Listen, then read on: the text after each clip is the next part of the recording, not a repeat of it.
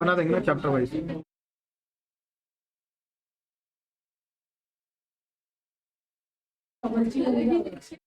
चलो, let us start a new chapter, accounting ratios. बहुत easy chapter है, कुछ फॉर्मूलाज है, बस फॉर्मूला बेस्ड चैप्टर है, ठीक है।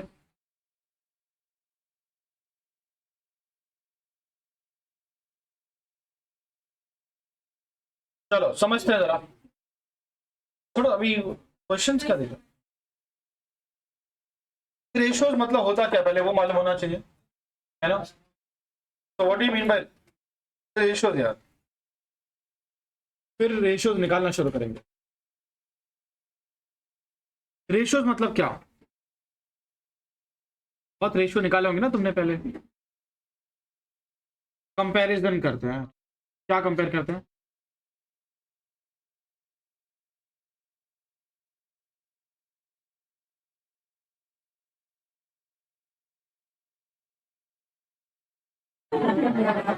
अभी बहुत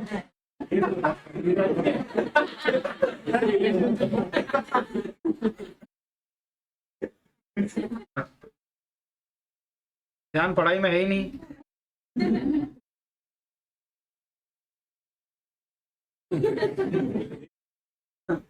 नहीं सही बोल रहा है तो। रेशियो मतलब क्या, हम हर जगह पे रेशियो निकालना मतलब दो नंबर्स को कंपेयर करेंगे, आपस में रिलेट करेंगे, उनके बीच का रिलेशन कंप्यूट करेंगे, अंडरस्टूड। और रेशियोज आपकी लाइफ में तो बहुत पहले से चला आ रहा है, बचपन से आपको है ना, परसेंटेज कितने मार्क्स आपको आ रहे हैं स्कूल में, उसके हिसाब से आपको इज्जत दी जाती थी। 60%, 70%, 80%, हमेशा घर वाले पीछे लगे रहते थे, ग्रेड बढ़ाना चाहिए। सी ग्रेड आया मान लो एग्जाम में,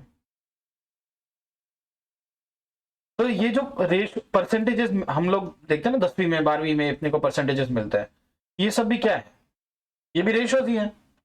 यहाँ पे आप दो नंबर्स को कंपेयर करते हो, टोटल कितने मार्क्स का एग्जाम था और आपको उसमें से कितने आए, आपने कंपेयर किया, एक रेशियो बन गया, और फिर वो रेशियो के हिसाब से लाइफ में आगे आपका फ्यूचर डिसाइड होगा, बराबर ना। तो that is also ratio, compare करते हो आप। तो ऐसे कोई भी दो नंबर्स का आप कंपेयर करें ना तो वो रेशियो बन जाता है, अंडरस्टूड। यहाँ पे this is basically, ratio is nothing but a relationship between two accounting numbers.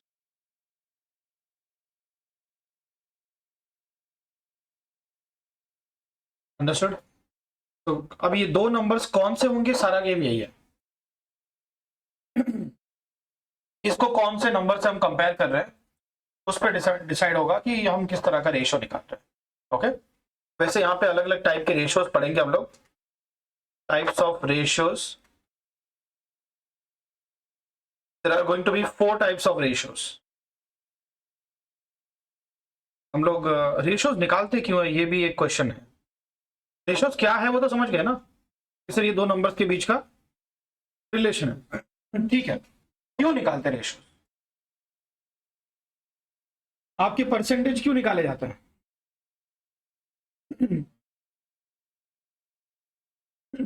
Performance evaluate करने के लिए कि आपने पूरे साल कैसा काम किया।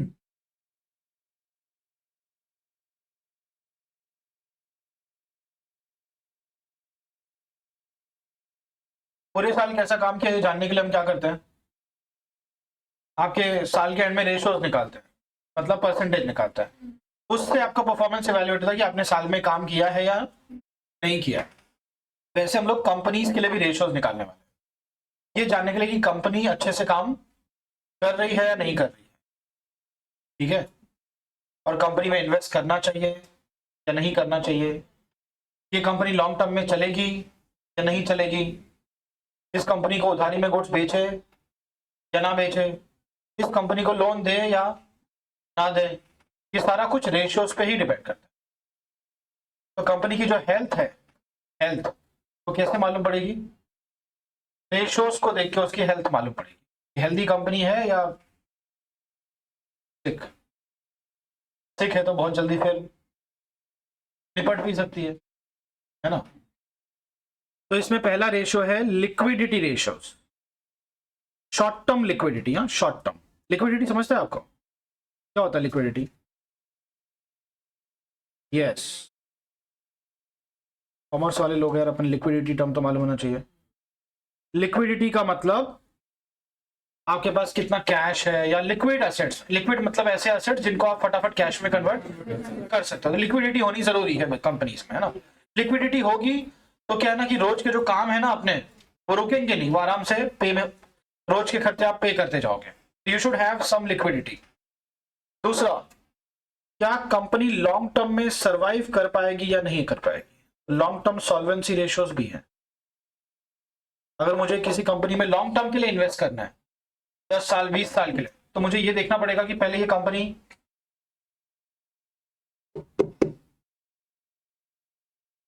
10-20 साल रहेगी या नहीं रहेगी।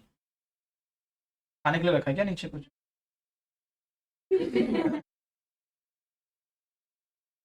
तीसरा है टर्नओवर रेशियोज। टर्नओवर रेशियोज से मालूम पड़ता है कि कंपनी कितना एफिशिएंटली काम कर रहा है। तुमने अभी है ना वर्किंग कैपिटल चैप्टर किया था एक, तो उसमें हम देख रहे थे raw material holding period, debtors collection period. हाँ, वो सब जितना कम होगा उतना अच्छा है। कम होगा मतलब आपका साइकिल फटाफट घूम रहा है, आप जल्दी जल्दी काम कर रहे हो, तो जल्दी प्रॉफिट कमाओगे, है ना। और फिर जितना जल्दी एक साइकिल खत्म करोगे उतना जल्दी दूसरा साइकिल शुरू होगा और प्रॉफिट कमाओगे। फिर जितने साइकिल घूमेंगे उतनी बार आप प्रॉफिट कमाओगे, ये समझ के चलो। आपका प्रॉफिट डायरेक्टली डिपेंड करता है कि आप साल में कितने साइकिल घुमा पाते हो। पैसा रखे रखे प्रॉफिट नहीं देगा आपको, आप उस पैसे को घुमाओगे तो ही वो आपको प्रॉफिट देगा। तो डिपेंड करता है कि आप कितनी बार उसको घुमा पाते हो, और that all depends on your efficiency. अगर आप एफिशिएंटली काम करोगे तो आप दूसरों से ज्यादा ही कमाओगे फिर। और लास्ट, क्या कंपनी में प्रॉफिट हो रहा है या नहीं हो रहा है। तो the last one is profitability. तो प्रॉफिटेबिलिटी को ना हमेशा दो चीजों से कंपेयर किया जाता है। एक तो प्रॉफिट को हम लोग सेल से कंपेयर करते हैं, है ना, जीपी रेशो, एनपी रेशो। और दूसरा प्रॉफिट को हम लोग इन्वेस्टमेंट से कंपेयर करते हैं कि हमने बिजनेस में कितने पैसे इन्वेस्ट किए हुए हैं और हमको रिटर्न में कितना प्रॉफिट आ रहा है। तो 4 टाइप के रेशोज आप निकालने वाले हो। ऐसा थोड़ा डिवाइड करके रखोगे ना तो याद करने में इजी होगा। ठीक है। पहला कि कोई कंपनी शॉर्ट टर्म में अपने day to day expenses, short term liabilities वो सब पे कर सकती है या। हाँ, अगर यही रेशो खराब होगा ना तो लॉन्ग टर्म भी उसका खराब ही हो जाएगा। क्योंकि अगर मान लो आप अपने कस्टमर्स को, सॉरी वर्कर्स को पैसे नहीं दे पा रहे हो, सप्लायर को पैसे टाइम पे नहीं दे पा रहे हो, तो अपने शॉर्ट टर्म लोन्स रीपे नहीं कर पा रहे हो, तो फिर आपके रिलेशन, तो जो लोगों से रिलेशन है वो ऐसे ही खराब हो जाएंगे। तो लॉन्ग टर्म में उसका इफेक्ट पड़ ही जाएगा फिर। तो आपकी लिक्विडिटी अच्छी होनी चाहिए। दूसरा, किसी कंपनी का हम लोग लॉन्ग टर्म सॉल्वेंसी कैसे पता करें यार। कोई कंपनी 10 साल 20 साल बाद चलेगी नहीं चलेगी, कहां होगी, कैसे मालूम पड़ेगा? क्या लगता है?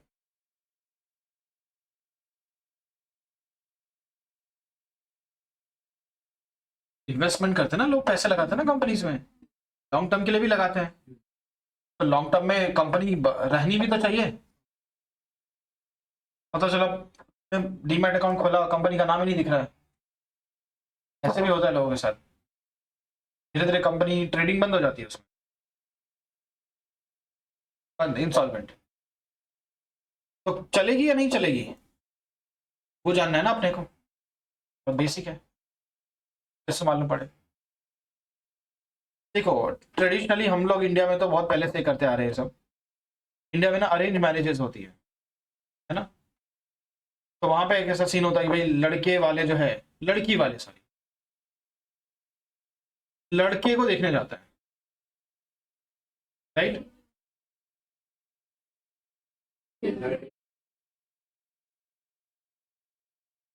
लड़की वाले नहीं जाते?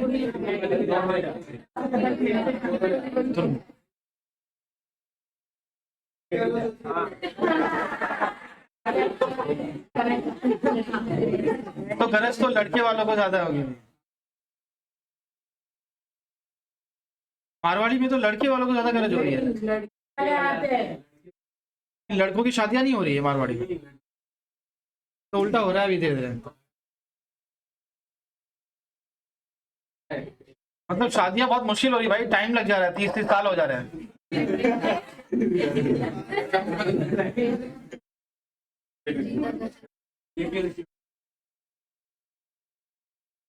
ये कट कर देना।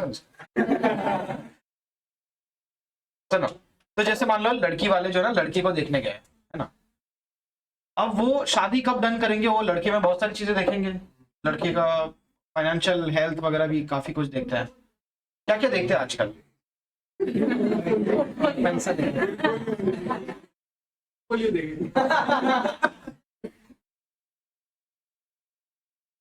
पोर्टफोलियो देखा तो आज इस टाइम पे तो किसी की शादी नहीं हो पाएगी। हाँ,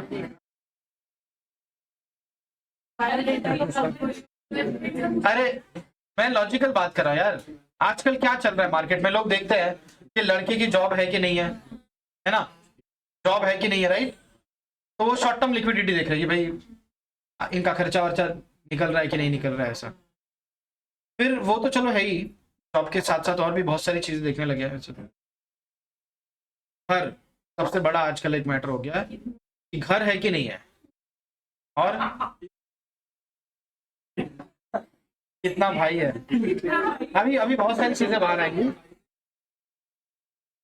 अभी तो बहुत सारी चीजें बाहर आएंगी। देखो प्रॉपर्टी देखो, ओए घर देखते ना, घर है कि नहीं है, और वो भी उसमें क्या देखते हैं कि लड़के के नाम पे घर होना चाहिए। आजकल ये नया रूल आया है, ये 50%।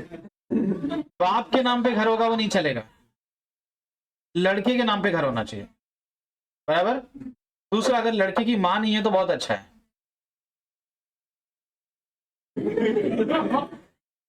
अरे देखा मैंने, नहीं सास ससुर नहीं होने चाहिए। अरे तुमको क्या मालूम है देखो बुरा लग रहा है अभी।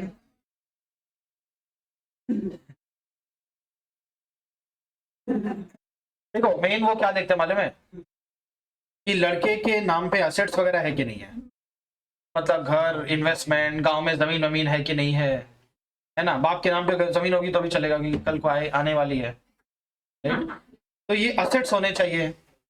और लोन वगैरह, अगर लोन भी है लड़के के ऊपर बहुत, तो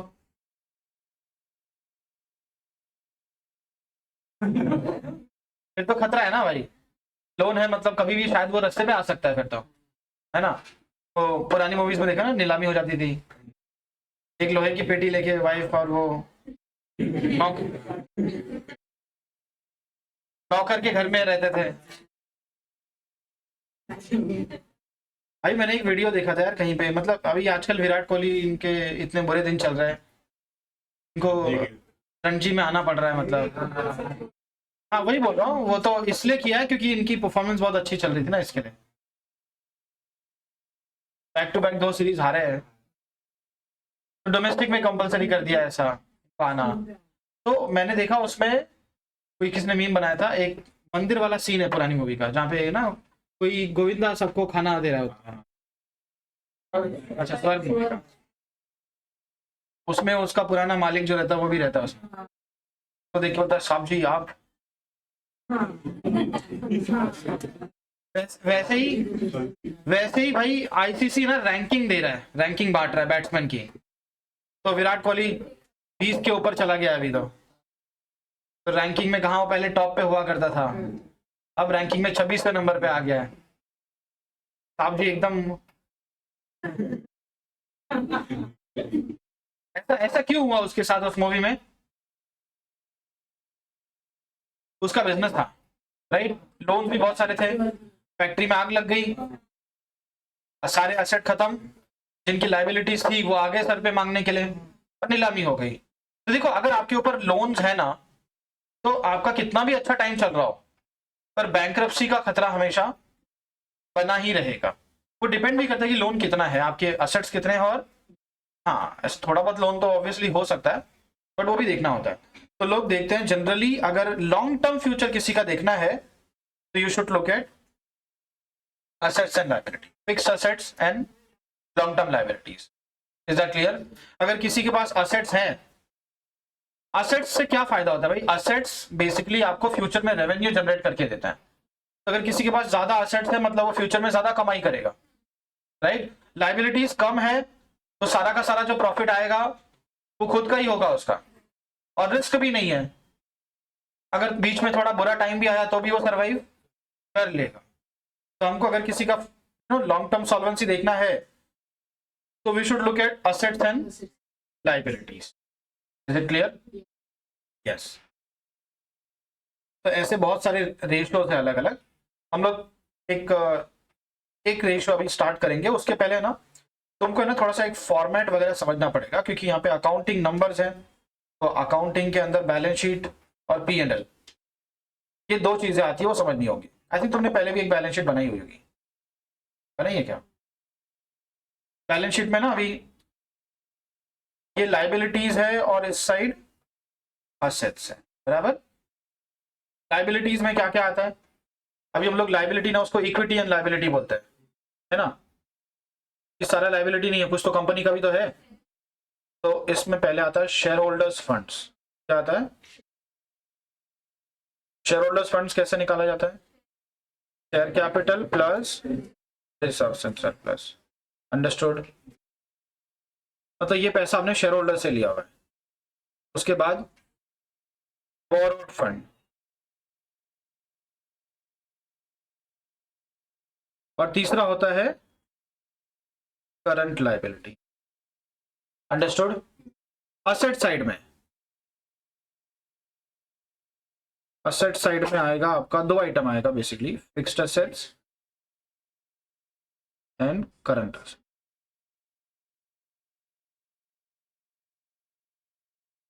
करंट असेट में क्या क्या आता है? देखो दो तीन चीजें हैं जो हमेशा मिलेंगी आपको, stock, debtors and cash and bank, right? और फिर आपका balance sheet should tally. Is that clear? तो आप ऐसा बोल सकते हो that total liability is equal to total assets, बराबर ना? ये तो होता ही है। अब टोटल लाइबिलिटी में क्या आता है? Share holders funds plus borrowed fund plus current liability, और total asset is current asset plus fixed asset. चलो ऐसा लिखता हूं मैं, fixed asset plus current asset. अगर हम लोग करंट लाइबिलिटीज को यहां से उठा लें,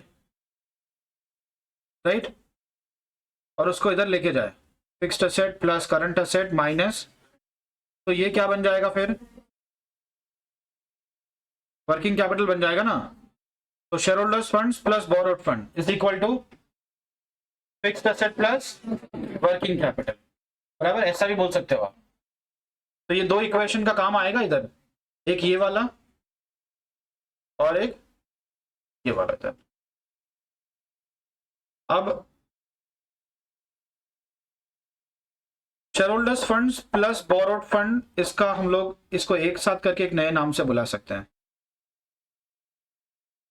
कैपिटल एम्प्लॉयड। क्या बोल सकते हैं इसको? हाँ, कि हमने बिजनेस में कितना पैसा लगाया है। पैसा लाने के आपके पास दो ही सोर्सेज होते हैं, share holders funds and borrowed fund. दोनों जगह से जितना पैसा लाया मतलब बिजनेस में उतना पैसा लगा हुआ है। और असेट साइड में आपने लिखा है fixed asset plus working capital, right ना? तो fixed asset plus working capital,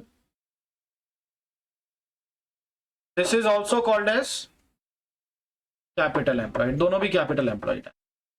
बस ये आपको मालूम पड़ रहा है कि ये पैसा हम लाए कहां से थे? Share holders funds plus borrowed fund, और इसको हमने यूज कहां पे किया है? Fixed asset plus working capital. Understood? हाँ, तो आपको ये बैलेंस शीट मालूम होनी चाहिए। क्यों? बिकॉज इस क्वेश्चन में ना आपको ऐसा नहीं बोलेंगे कि आप रेशियोज निकालो, इधर आपको बोलेंगे ये रेशियोज पकड़ो, बैलेंस शीट बनाओ, P&L बनाओ। तो आपको मालूम होना चाहिए बैलेंस शीट में क्या क्या चीजें कहां आएंगी। है ना, और कौन से रेशियो से क्या मिल सकता है, तो थोड़ा सा ऐसा सोच समझ के करने का काम। फिर आते हैं पी एंड एल स्टेटमेंट पे। पी एंड एल अकाउंट तो सबको मालूम है, स्टेटमेंट बोल रहा हूं मैं। स्टेटमेंट कैसा बनता है देखो, सेल्स लेस सीओजीएस। सीओजीएस मतलब कौन से खर्चे, मैं अकाउंटिंग के हिसाब से बोल रहा हूँ, ये नाम ही अकाउंटिंग रेशियोज है। सीओजीएस मतलब कौन से खर्चे, डायरेक्ट खर्चे, ट्रेडिंग अकाउंट वाले डायरेक्ट खर्चे। ये क्या मिलेगा, ग्रॉस प्रॉफिट। क्या मिलेगा, ग्रॉस प्रॉफिट में से हम लोग माइनस करेंगे इनडायरेक्ट खर्चे, जिसको हम लोग यहाँ पे बोलने वाले हैं ऑपरेटिंग एक्सपेंसेस। और इसके अंदर ऐसे तो मेनली दो ही खर्चे आएंगे, फैक्ट्री का खर्चा तो हो गया, तो बचा क्या, एडमिन और एस&डी एक्सपेंस। अंडरस्टूड, ये दोनों मिला के ऑपरेटिंग एक्सपेंस होता है। ये माइनस करोगे तो आपका टोटल ऑपरेटिंग कॉस्ट माइनस हो गया अभी। अब जो आंसर आएगा, it is called earnings before interest and tax, short में इट इज कॉल्ड ईबीआईटी। अब इसमें से आपको पे करना होगा इंटरेस्ट पहले, इंटरेस्ट पे करने के बाद जो बचा वो अर्निंग्स बिफोर टैक्स। इसमें से हम लोग पे क्या करेंगे फिर, टैक्सेस। तो जो बचा वो नेट प्रॉफिट आफ्टर टैक्स। इसमें से जाएगा डिविडेंड पहले, नेट प्रॉफिट में से पहले किसको डिविडेंड मिलेगा, प्रेफरेंस को। अब जो बचा वो किसका पैसा, हाँ, तो it is called equity earnings. Equity earnings obviously एक जन का नहीं होता, हजारों लाखों करोड़ों शेयर होल्डर्स होंगे, तो मुझे जानना है कि पर शेयर में कितना कमा रहा हूं, तो मैं इसको नंबर ऑफ इक्विटी शेयर से डिवाइड करूंगा, तो आपको मिलेगा अर्निंग्स पर शेयर, ईपीएस बोलते हैं ना शॉर्ट में हम लोग इसको। और एक शेयर होल्डर को है ना, कंपनी के टोटल अर्निंग से कोई मतलब नहीं है। मान लो रिलायंस को इस साल 10,000 करोड़ का प्रॉफिट हुआ है, तो रिलायंस को 10,000 करोड़ का अगर प्रॉफिट होता भी है, उसमें से मुझे थोड़ी मिलेगा 10,000 करोड़, मुझे क्या मिलेगा, उसमें मेरा प्रॉफिट कितना है, तो डिपेंड करता है कि उसमें आपके शेयर कितने हैं, राइट ना। तो मुझे चाहिए पर शेयर प्रॉफिट, कि कंपनी पर शेयर कितना प्रॉफिट कमा रही है। मान लो कंपनी पर शेयर जो है वो 100 रुपए कमा रही है, कितने, और मेरे हैं कंपनी में मान लो 50 शेयर, तो 50 इंटू 100, 5,000। तो ये जो 10,000 करोड़ का प्रॉफिट हुआ है कंपनी को, उसमें से 5,000 रुपए का मालिक मैं हूं, वो रुपए मेरे हैं। अंडरस्टूड, तो आपको तो अपने प्रॉफिट से मतलब है ना, तो आपका प्रॉफिट कितना है उसके लिए पर शेयर प्रॉफिट निकालो, और आपके जितने शेयर्स हैं उनसे। अंडरस्टूड, तो EPS is important, total earning से कुछ फर्क नहीं पड़ता। ये दोनों स्टेटमेंट आपको मालूम होना चाहिए कि इसमें से नंबर्स हम लोग बार बार उठाने वाले हैं, जैसे EBIT, EBT, NPAT, equity earnings, okay. EPS कहीं पे आएगा, कहीं पे मान लो आपको जीपी यूज करना होगा, एनपीएटी आएगा, बैलेंस शीट में कहीं कैपिटल एम्प्लॉयड आएगा क्वेश्चन में, रेशो के अंदर। अंडरस्टूड, कहीं वर्किंग कैपिटल टर्म यूज होगा, तो आपको मालूम होना चाहिए ये टर्म्स कहां से कैसे आते हैं। अंडरस्टूड, हाँ, फिर रेशियोज पे जा सकते हो आप। तो एक बार ये हेडिंग डालो, ये सब लिखो फॉर्मूला, फिर हम लोग ब्रेक के बाद करेंगे।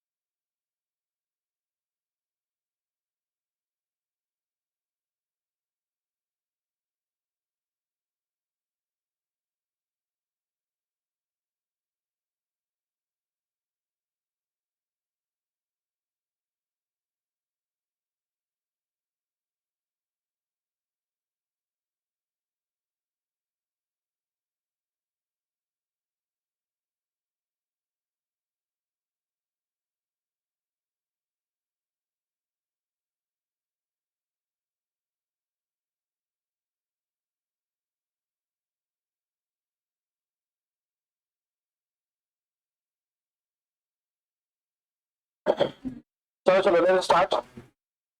पहला रेशियो का हेडिंग डाल दो, शॉर्ट टर्म लिक्विडिटी रेशियोस।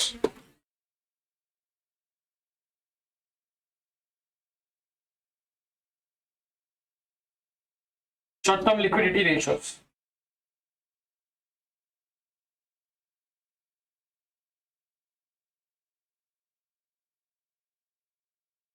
यहां पे आप देख रहे हो बेसिकली कि कंपनी अपने शॉर्ट टर्म लाइबिलिटीज और डे टू डे एक्सपेंसेस को पे कर सकती है या नहीं।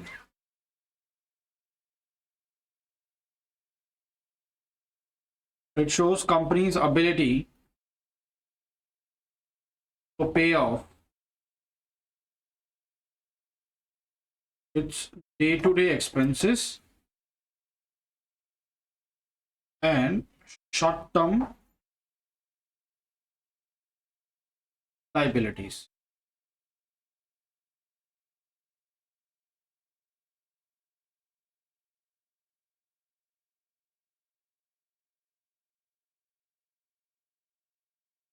कंपनीज अपने करंट लाइबिलिटीज टाइम पे पे कर पाएगा या नहीं कर पाएगा, ये कैसे मालूम पड़े अपने को। कंपनी के पास मान लो करंट लाइबिलिटीज में 10 करोड़ का अमाउंट, करंट मतलब जल्दी पे करनी होगी ऑब्वियसली, तो क्या ये लोग टाइम पे कर पाएंगे इसको। मान लो इनके पास है ना 50 करोड़ के फिक्स्ड एसेट, क्या लगता है आपको हो जाएगा ना पे आराम से। कोई कोई क्रेडिटर पैसे मांगने आएगा तो एक मशीन भेज देंगे, हाँ टैक्स भरना होगा तो एक फैक्ट्री भेज देंगे, ऐसे ही पैसा आ जाएगा। लिक्विडिटी इसको बोलते हैं क्या, असेट बेच बेच के पैसा लाओगे तो एक दिन तो रास्ते पे आ जाओगे, फिर इसको लिक्विडिटी नहीं बोलते। अंडरस्टूड। आपके पास करंट असेट्स होने चाहिए, लेटेस्ट से मेरे पास 20 करोड़ के करंट असेट है,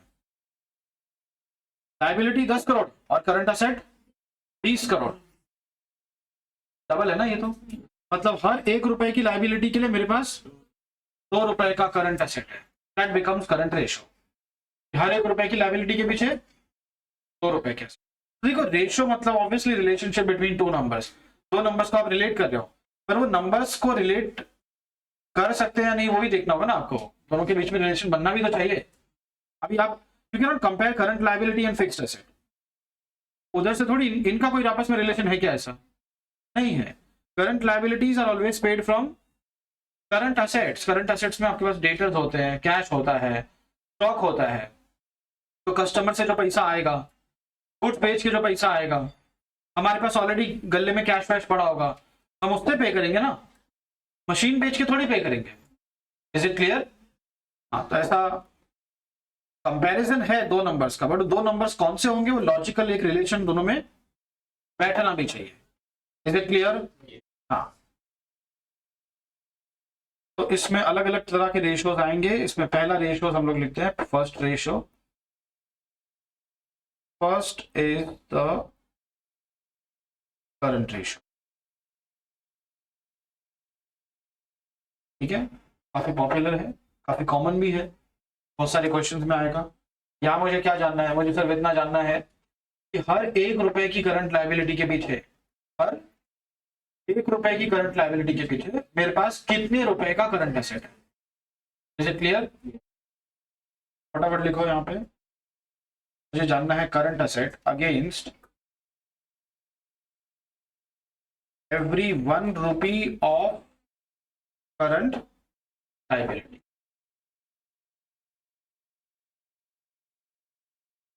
What will be the formula then?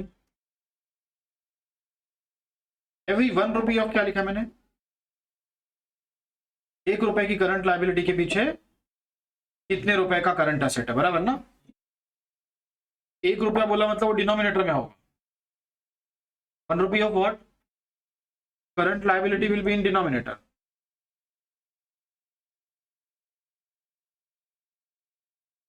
Current asset numerator में रखो। Formula is very simple, current ratio is current asset upon current liability, नाम से ही बन जाता है फॉर्मूला तो ये।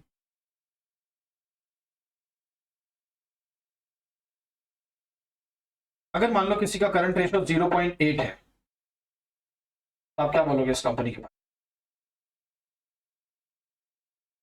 में? 1 रुपए की शॉर्ट टर्म लाइबिलिटी या करंट लाइबिलिटी है, इनके पास असेट तो खाली 80 पैसे का ही है, तो ये लोग कैसे पे करेंगे फिर कहीं ना कहीं इनको शायद अपना फिक्स्ड असेट भी बेचना पड़ जाएगा। अंडरस्टूड? तो इनका लिक्विडिटी अच्छा नहीं है, और ज्यादा टाइम के लिए लिक्विडिटी खराब होती है तो फिर सॉल्वेंसी भी खतरे में आ जाएगी, क्योंकि आप शॉर्ट टर्म में अपने सारे असेट्स धीरे धीरे बेच दोगे, आगे बचोगे ही नहीं फिर, बराबर ना? जब इंसान के पास लिक्विडिटी नहीं होगी तो कहां से लाएगा पैसे? असेट्स बेचेगा, और असेट्स बेचेगा तो सॉल्वेंसी खतरे में आ जाएगी फिर उसकी। अंडरस्टूड?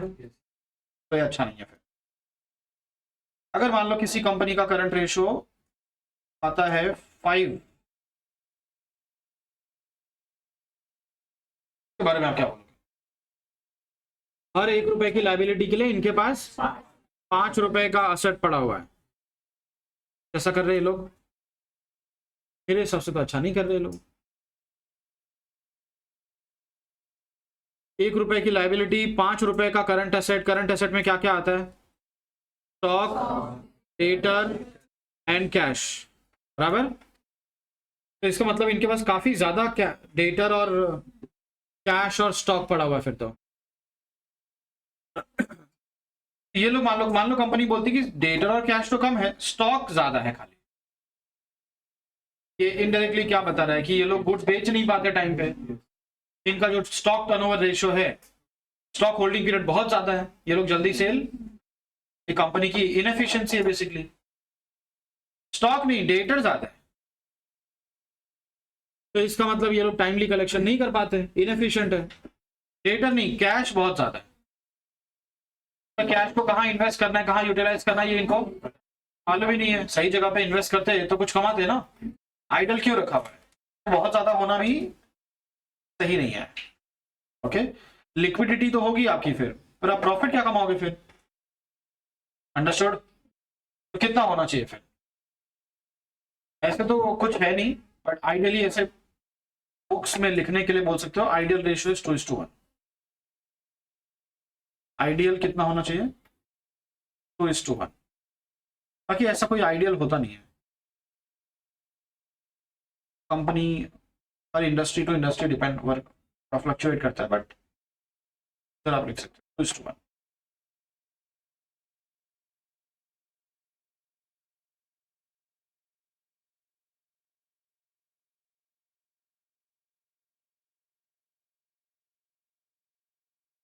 बोला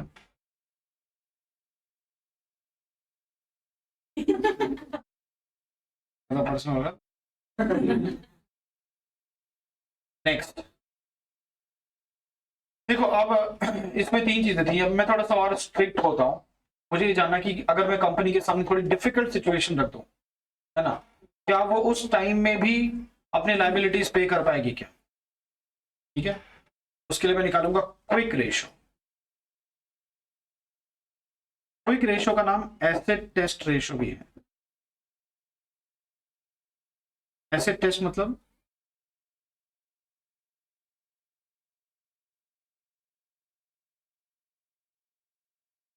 asset test,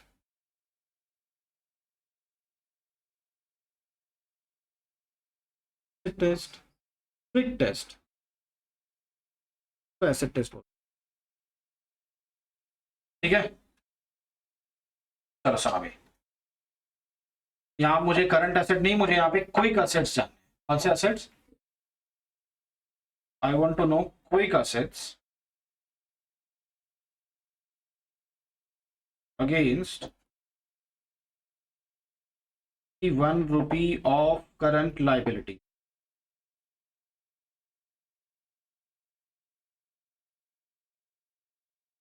okay?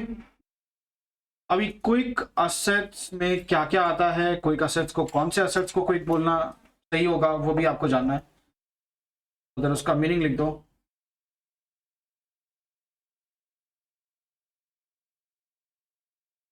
Right, quick assets are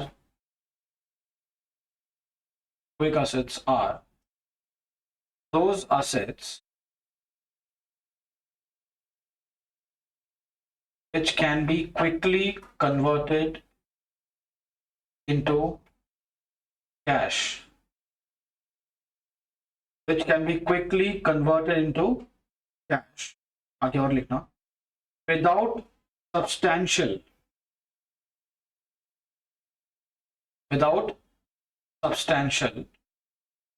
reduction in value. Without substantial reduction in value. देखो ऐसे क्विकली कन्वर्ट करने को तो आप कुछ भी कैश में कन्वर्ट कर सकते हो. फिक्स्ड एसेट्स को भी क्विकली कैश में कन्वर्ट कर सकते हो. मतलब भंगार वाले को बुला के मैं सारा मशीन सब बेच दूंगा, है ना. ये फर्नीचर भी 1 घंटे के अंदर खाली हो जाएगा, सब क्लासरूम खाली. एसी मैंने बेच दी 2000 रुपए में. ऐसे तो आप कुछ भी बेच सकते हो ना, but without substantial reduction in value. सही भाव में बेचने में आपको टाइम लगेगा. Is that clear? हाँ. और इसमें क्या क्या आता है वो भी लिखो नीचे. Quick asset is equal to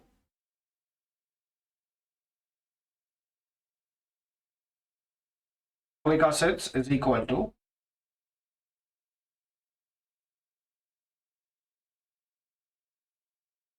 current assets minus stock minus prepaid expense. दो चीजें क्विक एसेट के अंदर नहीं आती. रीजन भी है उसका क्यों नहीं आती. ओके, पहला स्टॉक, दूसरा है प्रीपेड. क्विक एसेट मतलब आपने देखा कि जो जिनको हम जल्दी कैश में कन्वर्ट कर सकते हैं वो क्विक है, क्योंकि स्टॉक जल्दी कैश में कन्वर्ट नहीं होने वाला है. Suppose it is raw material stock, तो अभी आप उसको कब गुड्स बनाओगे, बनने में टाइम जाएगा, कब वो कंज्यूम होगा, कब बनेगा, फिर कस्टमर ढूंढना, फिर कस्टमर मिलेगा भी तो उधारी में सेल होगा पहले, बहुत टाइम लगेगा. It can be converted into cash but quickly तो नहीं होने वाला. Is that clear? So it is not a quick asset. दूसरा आता है प्रीपेड एक्सपेंसेस. अब प्रीपेड में ऐसा क्या लफड़ा है? चलो भाई स्टॉक तो ठीक है, मान लेते हैं स्लो है. प्रीपेड में क्या प्रॉब्लम है? प्रीपेड मतलब जो खर्चा आपने एडवांस में पे कर दिया वो कभी कैश में कन्वर्ट हो ही नहीं सकता वापस. अगर मैंने किसी को एडवांस में पेमेंट कर दिया, कोई खर्चा एडवांस में, रेंट दे दिया मान लो, एडवांस में सैलरी दे दी, तो मुझे पैसा वापस थोड़ी आएगा. हाँ, अगले महीने के खर्चे में से एडजस्ट करूंगा मैं, बाकी कैश वापस आने वाला उसके भरोसे आप बैठो कि मैं ये पैसा आएगा तो मैं अपनी लाइबिलिटी पे करूंगा, नहीं हो, पॉसिबल नहीं होगा. अंडरस्टूड? तो इसमें तो कैश में कन्वर्ट ही नहीं होने वाला, और ये होगा भी तो टाइम लेगा, इसके लिए दोनों नहीं आएंगे.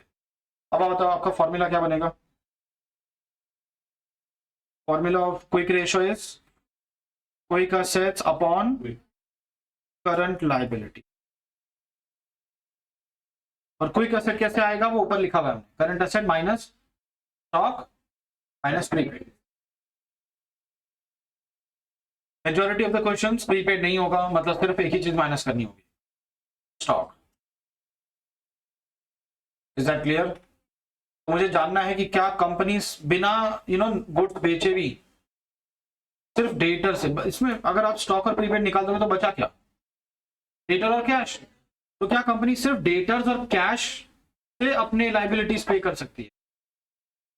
अंडरस्टूड? जो कि जल्दी में कन्वर्ट होंगे. अगर कोई आके मुझे बोले कि उसको 1 महीने के अंदर पैसा चाहिए मान लो, तो क्या जो अब लाइबिलिटीज मेरी 1 महीने के अंदर, 2 महीने के अंदर मैच्योर होने वाली है, क्या मैं वो पे कर पाऊंगा कि नहीं?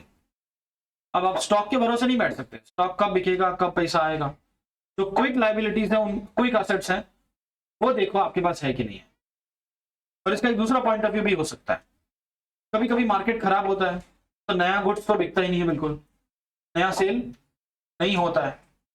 तो मुझे जानना है कि अगर मान लो कुछ टाइम के लिए, 2-4 महीने के लिए इनका स्टॉक सेल ना हो, 2-4 महीने के लिए इनका स्टॉक सेल ना हो, मतलब मार्केट खराब है, कस्टमर आते हैं लेकिन डील हो नहीं पाती, ऐसा होता है ना बिजनेस में, 2-4 महीना बिजनेस नहीं चल रहा हो.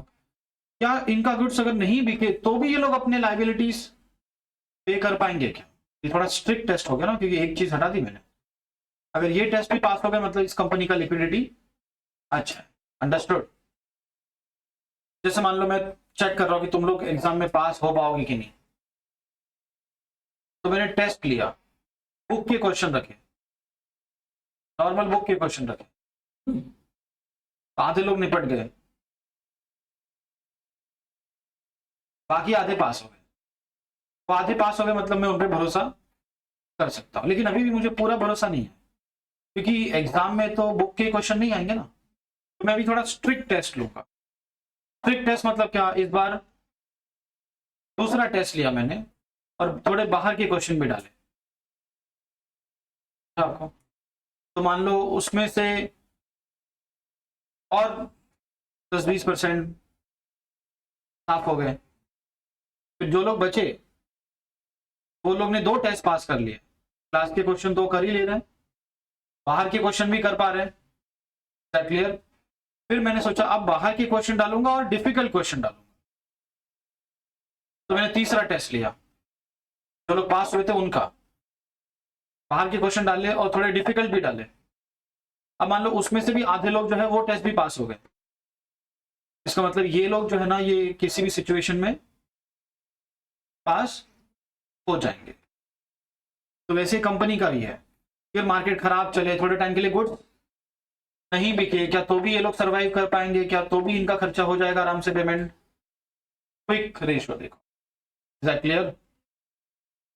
वैसा ही मिलता जुलता तीसरा रेशियो भी है, उसमें लिखो कैश और absolute liquidity ratio. Absolute liquidity,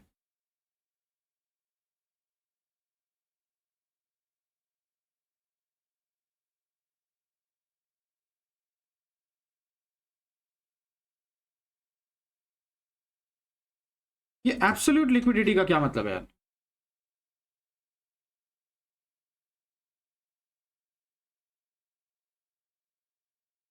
absolute liquidity का मतलब ये है कि अगर कोई लायबिलिटी पे करने आती है तो आप बिना किसी दूसरे के डिपेंडेंस पे, सिर्फ खुद के पास आपके पास इतना पैसा है क्या कि आप लायबिलिटीज पे कर सकते हो।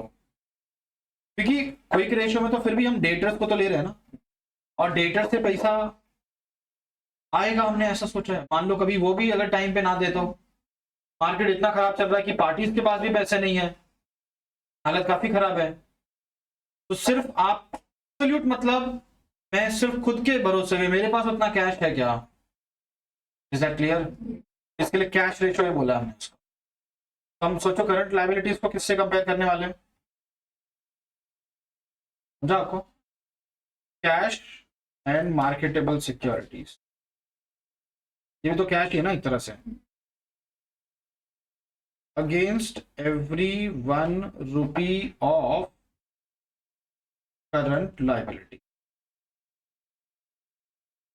फॉर्मूला तो आपको खुद से आना चाहिए, कैश प्लस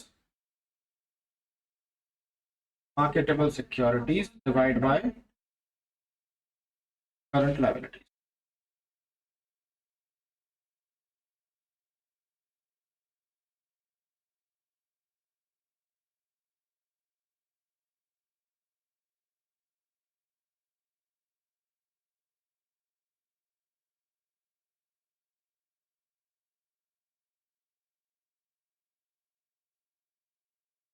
समझ में आया आपको तीनों रेशियोज? ये भी मालूम पड़ रहा है हम क्या किससे कंपेयर कर रहे हैं। तीनों ही जगह पे अपने को करंट लायबिलिटीज के साथ किसी और नंबर को कंपेयर करना है, बराबर। करंट लायबिलिटीज तो मालूम है, हमको जानना है इसके अगेंस्ट में मेरे पास करंट एसेट कितना है, या फिर क्विक एसेट कितना है, या फिर कैश कितना है। तो आप जानना क्या चाहते हो, क्या आप करंट लायबिलिटीज जानना चाहते हो, आपको उसके सामने एसेट जानने हैं, या फिर क्विक एसेट जानना है। तो आपको जो कैलकुलेट करना है उसको ऊपर रखो न्यूमरेटर में, और किसके अगेंस्ट में जानना है वो, लायबिलिटीज के अगेंस्ट में, तो उसको नीचे रख दो। समझ में आया क्या? करंट रेशियो में हम लोग करंट लायबिलिटीज कैलकुलेट नहीं कर रहे, हम क्या कैलकुलेट कर रहे हैं, एसेट कैलकुलेट कर रहे हैं। हमारे पास एसेट कितना है। तो ये कुछ मैथमेटिकल ऐसे लॉजिकल आप बोल सकते हो, ऐसे फॉर्मूलाज बनाने के लिए इजी है। तो लास्ट ऑप्शन तो है ही।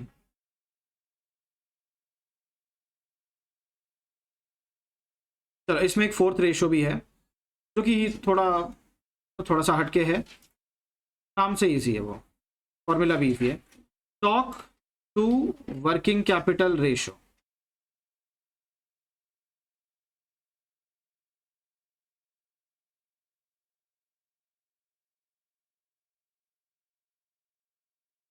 मुझे यहाँ पे जानना है closing stock against every 1 rupee of working capital. अगर मैंने 1 रुपया वर्किंग कैपिटल में लगा के रखा है, या फिर 100 रुपये मान लेते हैं, तो मैंने 100 रुपये वर्किंग कैपिटल में लगाए हुए हैं।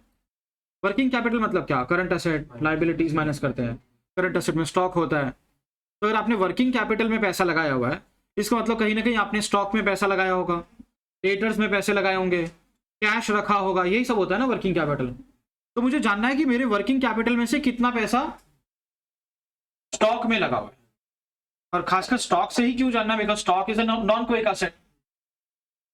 तो पता चला कि ये रेशियो 90% है।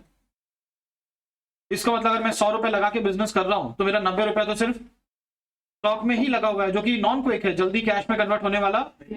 तो कहीं ना कहीं फिर आपकी लिक्विडिटी फंस सकती है, क्योंकि आपके पास क्विक एसेट सिर्फ 10% ही है। अंडरस्टूड?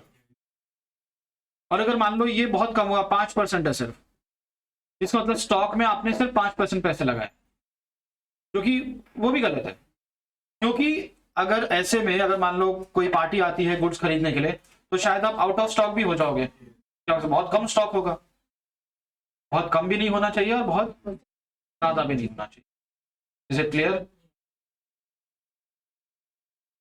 फॉर्मूला बोलो क्या होगा? आपको क्या जानना है किसके अगेंस्ट में? फॉर्मूला क्या बनेगा? क्लोजिंग स्टॉक डिवाइड बाय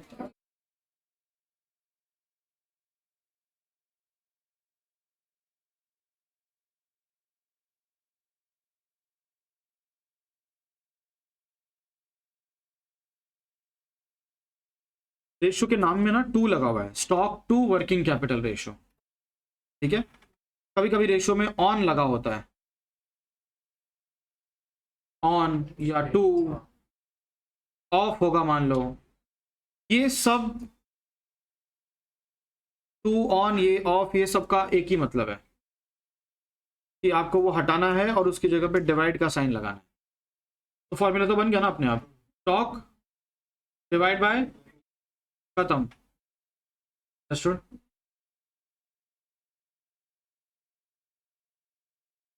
चलो वन लास्ट रेशियो का नाम थोड़ा सा अजीब है, नाम से तो मालूम नहीं पड़ेगा क्या लिख रहे हो तुम। Basic defence interval major.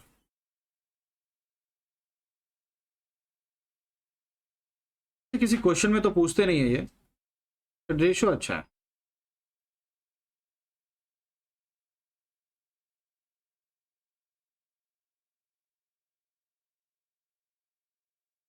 सुना तुमने पहले कभी इसका नाम? कभी सुना नहीं होगा ना, बेसिक्स है। एक्सप्लेन क्या नहीं, कंपनीज को अगर अपनी लिक्विडिटी के ऊपर है ये, आपको कितना लिक्विडिटी अपने पास रखना चाहिए उसके ऊपर, ये आपके पास कितना है।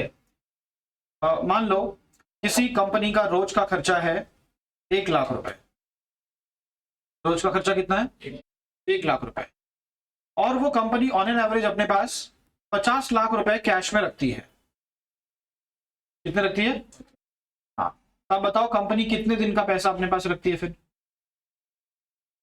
कितने दिन का खर्चा अपने पास रखती है कैश में? 50 दिन का। रोज के खर्चे कितने हैं और हमारे पास कैश कितना रहता है हमेशा? मतलब हम लोग अगले 50 दिन का इंतजाम करके रखते हैं हमेशा, बराबर? हमारे पास 50 दिन का डिफेंस है। अगर 50 दिन तक कहीं से पैसे नहीं आए तो ये 50 लाख खर्च हो जाएंगे, बराबर ना? मतलब आपके पास 50 दिन का डिफेंस है और 50 दिन में कहीं ना कहीं से पैसा आ ही जाएगा। अगर कोई कंपनी के पास मान लो खाली 5 दिन का डिफेंस है तो उनकी लिक्विडिटी उतनी अच्छी, हाँ, कि 5 दिन अगर कहीं से पैसा नहीं आया तो ये लोग डूब नहीं जाएंगे, कैश खत्म हो जाएगा, फिर असेट बेचना पड़ जाएगा। समझा? तो ऐसे तो हमको पर्सनल लाइफ में भी ये रेशियो पे ध्यान देना चाहिए। अगर मान लो आप वर्किंग हो, आपके पास भी थोड़ा बहुत कैश तो होना चाहिए ना साइड में रखा हुआ।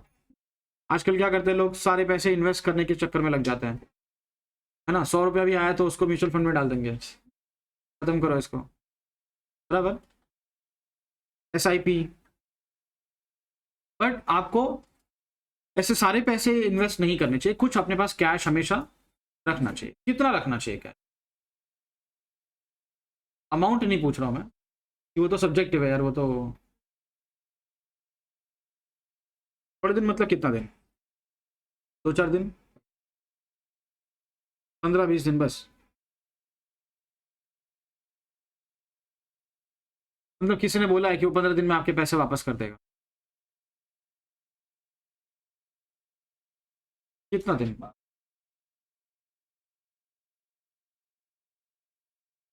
देखो ऐसा अगर पर्सनली बोले तो हमारे पास, हमारा मान लो हमारा महीने का खर्चा मान लो 1 लाख है ना, रोज खाने पीने का और जो भी खर्चा 1 लाख है, तो आपके पास है ना कम से कम 6 लाख रुपए तक का सेविंग FD में या ऐसे असेट्स में होना चाहिए, जिसको आप तुरंत बेच के कैश में कन्वर्ट कर सको। शेयर वेयर में नहीं, पता चला 6 लाख डाले थे और 2 लाख मिले। टाइम पे पैसे मिलते नहीं है मार्केट में, जब आपको जरूरत होगी तो वो गिरा हुआ ही रहेगा, समझा। तो कम से कम कितना होना चाहिए, 6 मंथ्स का। और ये जरूरी भी है, लोग ये इस पे ध्यान देते नहीं थे, और कोविड में बुरे फंसे सब लोग। जैसे कोविड लॉकडाउन लगा, लोगों के पास पैसे नहीं थे, अब तो कुछ भी काम कर रहे हैं, फिर सब्जी बेच रहे हैं, देखा होगा ना, सब्जी बेच रहे थे, मास्क बेच रहे थे, मतलब कुछ जो हो सके। पैसा नहीं था तो लोग गांव भाग गए, फिर देखा ना, चल के लोग भाग रहे थे ना गांव। क्यों भाग रहे थे, वो कौन थे, वो डेली वर्कर्स थे ना, वो डेली वेज वर्कर थे, उनके पास नहीं था पैसा। अगर उनके पास 6 महीने का पैसा होता तो लोग आराम से बैठ के घर में खा भी तो सकते थे। वो चल चल के गांव भागे, कुछ लोग ना ऐसे ही जो मिल रहा है, मतलब कोई साइकिल से निकल गया गांव, कोई बाइक से निकल गया, कितनी खतरनाक स्थिति थी भाई। तो अगर आपके पास सेविंग्स नहीं होगी तो कभी भी आप ऐसे फंस सकते हो। मान लो आप बिजनेसमैन हो और 2-4 महीने आपके बिजनेस में प्रॉफिट नहीं हो रहा है, तो क्या करोगे फिर? आप सैलरी वाले हो, रिसेशन चालू हुआ, आपकी जॉब चली गई, होना चाहिए ना डिफेंस आपके पास। 6 महीने का एटलीस्ट जुगाड़ करके रखो।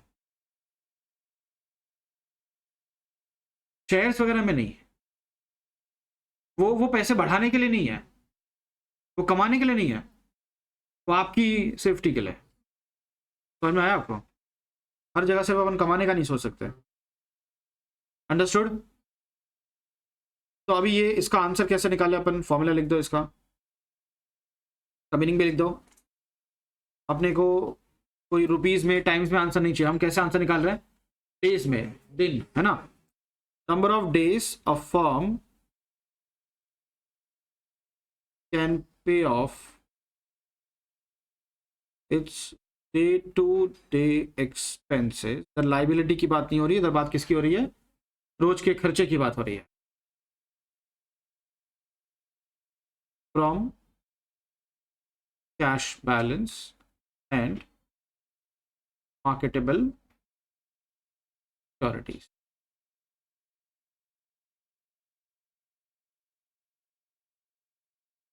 लोग FD बना के रखते हैं ऐसे, FD भी अच्छा है, उसमें कोई फ्लक्चुएशन नहीं है, जब जरूरत पड़ेगी आप ब्रेक कर सकते हो, 1-8% शायद पेनाल्टी लग जाए बस। ओके, फॉर्मूला बोलो,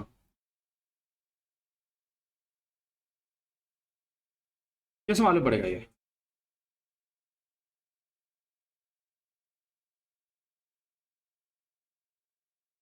मान लो अलिक का रोज का खर्चा, अलिक गया ना, हाँ, उसका रोज का खर्चा 500 रुपया है, और उसकी जेब में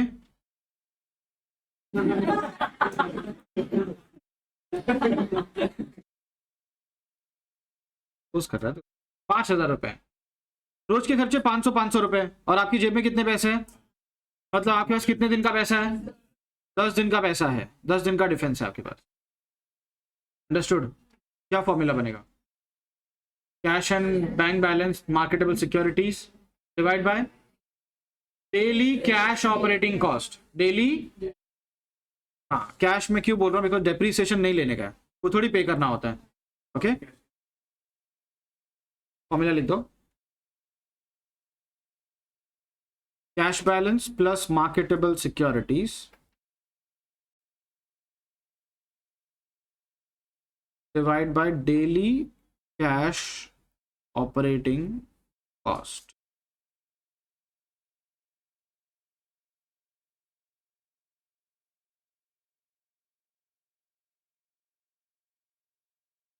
अगर आपको आंसर मंथ्स में चाहिए तो आप अपना ऑपरेटिंग कॉस्ट मंथली लिखोगे, महीने का खर्चा कितना है, राइट? तो इसमें 5 रेशियोज है, लेकिन पांचों के पांचों आपको इतने ज्यादा मिलेंगे नहीं, तो 2 सबसे इंपॉर्टेंट वाले जो है ना उन पे स्टार लगा दो, एक current ratio and quick ratio. Question solve करते टाइम इनका यूज बार बार आएगा।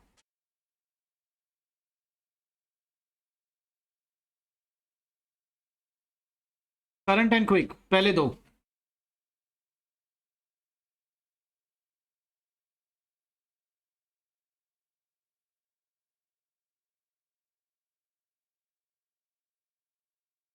डन? सुनो अभी सेकेंड कैटेगरी पे चलते हैं। Second is long term solvency ratios. मतलब कंपनी लॉन्ग टर्म में चलेगी या नहीं चलेगी, और लॉन्ग टर्म में भी इनको प्रॉफिट होगा या नहीं होगा। ओके, इसमें सबसे अच्छा रेशियो है, आप डेट टू इक्विटी रेशियो निकालो। Date equity ratio, date equity ratio.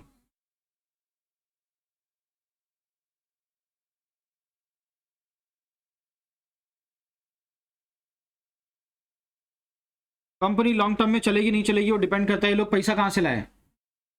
अगर ज़्यादा लोन लिया होगा तो खतरा है, कम लोन है, ज़्यादा पैसे शेयर होल्डर से लिए हुए हैं तो कंपनी सेफ है, कि शेयर होल्डर्स को पैसा रिटर्न नहीं करना होता, उनको कोई कंपलसरी पेमेंट नहीं करना होता। अंडरस्टूड? तो यहाँ मुझे जानना है बोरोड फंड की कंपनी कितना बोरो कर रही है against every 1 rupee of share holders funds. अरे समझ में आया? मतलब अगर कंपनी ने 1 रुपया शेयर होल्डर से लिया है तो सामने कितना पैसा उन्होंने बोरो किया हुआ है। मतलब शेयर होल्डर से लिया हुआ है 1 रुपया और बोरो किया हुआ है 2 रुपया। शेयर होल्डर्स की फंड से भी ज़्यादा हो गया ये। कल को अगर नहीं कमाया, पैसा रिटर्न करना हुआ तो शेयर होल्डर्स का पूरा कैपिटल ही साफ हो जाएगा, उसमें कंपनी बंद हो जाएगी फिर तो। मान लो मैंने 100 रुपये शेयर होल्डर से लिए हैं, 10 रुपया लोन लिया है, तो अगर मैं 10 रुपया नहीं भी भर पाता हूँ मान लो, तो शेयर होल्डर्स के 100 रुपये में से 10 रुपया चला जाएगा, और क्या 90 तो फिर भी बचेंगे, राइट? तो कंपनी को क्या ऐसा एग्जिस्टेंस पे खतरा नहीं आएगा।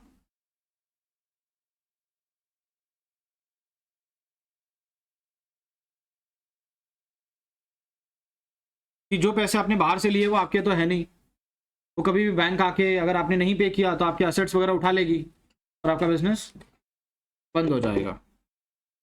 फॉर्मूला बोलो इसका। Yes, borrowed funds upon share holders funds. Debt is borrowed funds and equity is share holders funds.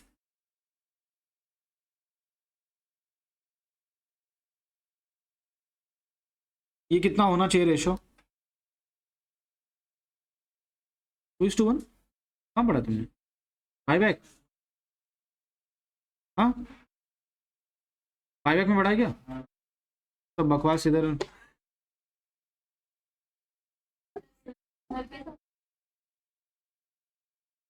Buyback सिखाएगा मुझे?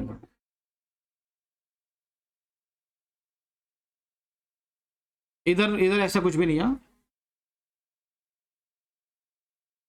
चलो ये तो एक तरीका है, फिर थोड़ा दूसरे एंगल से भी सोचते हैं हम लोग। अब मुझे ये जानना है कि इन्होंने कितना पैसा है ना वो ऐसे सोर्सेज से लिया है जहां पे इनको फिक्स्ड इंटरेस्ट या फिक्स डिविडेंड देना पड़ता है, और कितना पैसा दूसरे सोर्स से लिया है जहां पे इनको कोई फिक्स पेमेंट नहीं करना होता। क्योंकि बिजनेस में रिस्क कहां पे आता है, जहां फिक्स पेमेंट करना पड़ता है। जैसे डेट में रिस्क क्यों है, बिकॉज उनको फिक्स उनका इंटरेस्ट देना ही पड़ेगा, नहीं कमाओ तो भी देना पड़ेगा, समझा आपको। Similarly preferential shares they are also risky, उनको भी फिक्स डिविडेंड देना पड़ता है। और ऐसे प्रैक्टिकली देखा तो क्यूमुलेटिव नेचर के होते हैं प्रेफरेंशियल। क्यूमुलेटिव का मतलब अगर एक साल नहीं दिया तो अगले साल वो दोनों साल का मिला के देना पड़ेगा आपको। तो कोई माफ नहीं कर रहे हो लोग, बस खाली बोल दिया ठीक है अगली बार देना, लेकिन फिर पूरा देना पड़ेगा दोनों साल का। तो जो प्रेफरेंस शेयर होल्डर्स है ना, वो जो है वो नाम के शेयर होल्डर्स है, बराबर। उनके सारे जो अंदर फीचर्स है, कैरेक्टरिस्टिक्स, वो किससे मिलते जुलते हैं, डिबेंचर से, लोन से ज्यादा मिलते जुलते हैं। प्रेफरेंस शेयर कैपिटल वापस करना पड़ता है, उनको डिविडेंड भी फिक्स देना पड़ता है, तो ये सब तो कुछ डिबेंचर जैसा ही लग रहा है।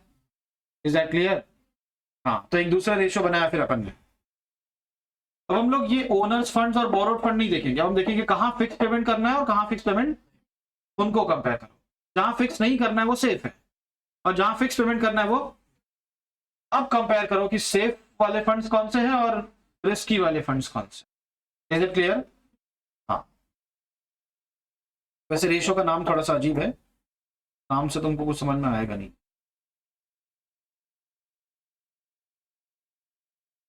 कैपिटल गियरिंग रेशियो, गियर सुना है तुमने? गियर, गाड़ी में गियर होता है ना, वैसे ही गाड़ी में गियर बढ़ाएंगे तो क्या फायदा होता है उससे, स्पीड बढ़ती है। स्पीड बढ़ती है तो हम लोग ज्यादा दूर तक जा सकते हैं फिर, या फिर जो हमको अचीव करना है हम जल्दी अचीव कर पाएंगे, जल्दी पहुंच पाएंगे ना, वैसा। तो ऐसे अगर आपको बिजनेस में जल्दी प्रॉफिट में आना है और ज्यादा प्रॉफिट कमाना है, तो बिजनेस में भी आपको गियर लगाना पड़ेगा। गियर मतलब कैसे लगेगा बिजनेस में गियर, लोन लेके कैसे गियर लगेगा, लोन में गियर होता है, समझा आपको। जितना बिजनेस में लोन लेते जाओगे उतना समझ लो आपका बिजनेस में प्रॉफिट का स्पीड बढ़ेगा, और शेयर होल्डर्स उतना जल्दी अमीर होंगे। लेकिन फिर गियर उतना ही लगाना चाहिए जितना हम लोग कंट्रोल कर सके, है ना। कहीं मान लो आगे खड्डा वड्डा आ जाए, कोई अपने सामने आदमी आ जाए, उड़ेंगे नहीं, हम भी जाएंगे उसमें फिर, समझा। तो गियर कितना लगाना चाहिए, जितना हम लोग, और वो इस पर भी डिपेंड करता है कि सिचुएशन क्या है। अगर आप हाईवे पे चल रहे हो तो बिंदास टॉप गियर में चलो, उधर तो चलना भी जरूरी है। उधर अगर आप गियर में नहीं चलोगे तो आपको पीछे वाला ठोक के चला जाएगा, जरूरी है ना वहां पे। तो जब मार्केट अच्छा होता है तो गियर लगाना जरूरी होता है। मार्केट अच्छा है, सब लोग लोन लेके आ रहे हैं, पैसा लगा रहे हैं और कमा रहे हैं, वैसे में अगर आप सेफ रहने का सोचोगे तो आप मार्केट में रहना डिजर्व, बाहर हो जाओगे, बाकी लोग आगे निकल जाएंगे, तुम बाहर हो जाओगे क्या।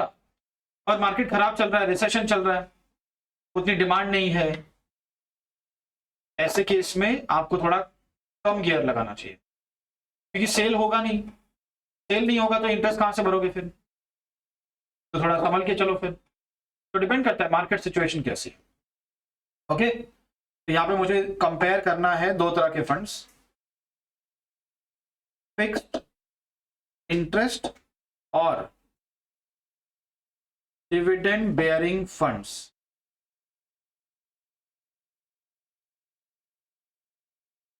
Against every 1 rupee of non fixed interest और dividend bearing funds.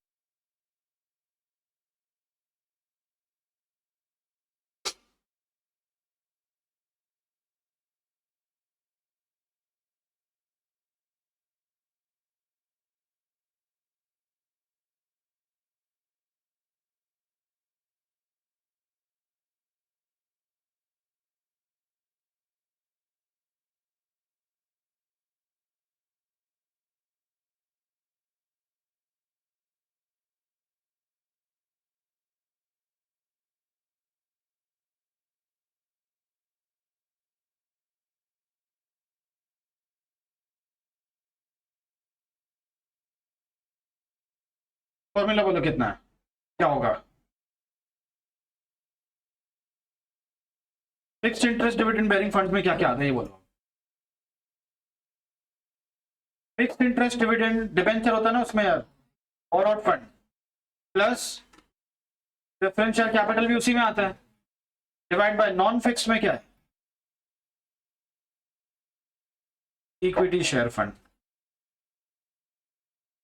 Equity share fund मतलब शेयर होल्डर्स फंड्स नहीं, उसमें सिर्फ इक्विटी, प्रेफरेंस को हटा देने का। प्रेफरेंस कहां चला जाएगा? ऊपर।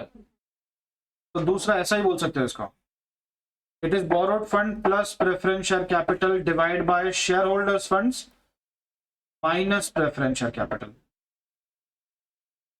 शेयर होल्डर्स में से, शेयर होल्डर्स फंड में से प्रेफरेंस निकाल देंगे तो कौन बचेगा? फिर इक्विटी बचेगा।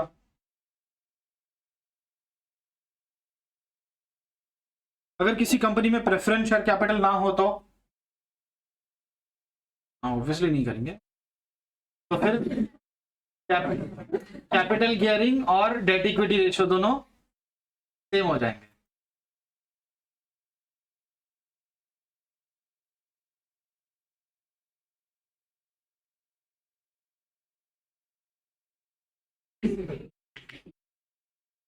कोई बात नहीं,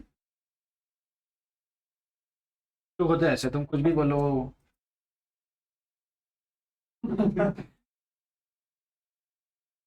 समझ में आया मैंने क्या बोला? अगर प्रेफरेंस नहीं है तो डेट इक्विटी रेशियो और कैपिटल गियरिंग रेशियो दोनों सेम है, क्योंकि fixed interest and dividend bearing में खाली बोरोड फंड ही है, प्रेफरेंस है नहीं। तीसरा रेशियो, इसी चीज को हम लोग अभी थोड़ा अलग एंगल से सोचते हैं। अब मैं ऐसा देख रहा हूं कि मेरे पास जो असेट्स है ना, वो असेट्स कहां से आए, मैंने किसके पैसों से खरीदा? क्योंकि जितने ज्यादा असेट्स उतना मतलब कंपनी का फ्यूचर आगे सिक्योर है। अब जरूरी ये है जानना कि वो असेट्स आए कहां से, किसके पैसों से आए। मान लो मेरे पास 100 करोड़ के असेट्स है, लेकिन सामने 95 करोड़ का लाइबिलिटी भी है। शेयर होल्डर्स फंड्स खाली 5 करोड़ है, इसका मतलब 95% of the assets are finance through borrowed funds. तो कल को अगर कुछ उल्टा सीधा हुआ, हम इनका इंटरेस्ट नहीं दे पाए, तो ये तो आके इसमें से 95 लाख का, 95 करोड़ का असेट उठा ले जाएंगे, तो बचेगा क्या फिर? 5% मतलब खत्म। Is that clear?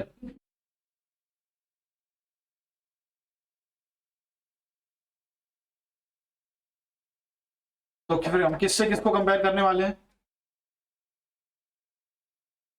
We are going to compare total assets with share holders funds. कि टोटल एसेट्स में शेयर होल्डर्स का कितना पैसा लगा हुआ है, कितना असेट शेयर होल्डर के पैसों से खरीदा हुआ है। अगर मान लो 80-90% जो असेट है वो मेरे खुद के ही है, तो फिर कुछ भी हो जाए, मार्केट खराब भी रहेगा तो भी मैं सर्वाइव कर लूंगा। किसी को इंटरेस्ट तो नहीं देना ना मुझे, है ना। तो तीसरा रेशियो उसका नाम है प्रोप्राइटरी रेशियो। तो प्रोप्राइटर ओनर होता है ना, वैसे प्रोप्राइटरी रेशियो यहाँ पे, प्रोप्राइटर मतलब यहाँ पे कौन ओनर है? Share holders. तो मुझे जानना है share holders funds against every 100 rupee of total asset. अगर मेरे पास 100 रुपए के असेट हैं तो उसमें कितना पैसा मैंने शेयर होल्डर्स का लगाया हुआ है। फॉर्मूला बोल दो please. Share holders funds upon total assets, और मैं 100 रुपीज बोल रहा हूं, मैंने एवरी 100 रुपी लिखा हुआ है। अंडरस्टूड?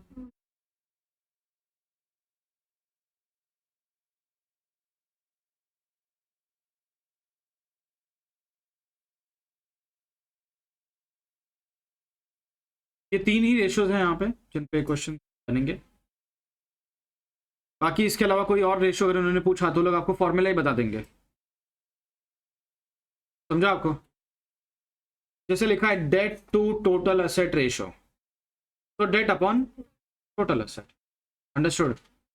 जितने रेशियोज हम लिख रहे हैं ना, इनके अलावा अगर क्वेश्चन आपको और कुछ देता है तो सीधा वो टू या ऑफ करके लिख देंगे ताकि शायद आप उसका फॉर्मूला आराम से बना सको, उतना तो अपने को मालूम होना चाहिए। ओके, और ये तीनों भी इंपॉर्टेंट है, तीनों में स्टार लगा दो।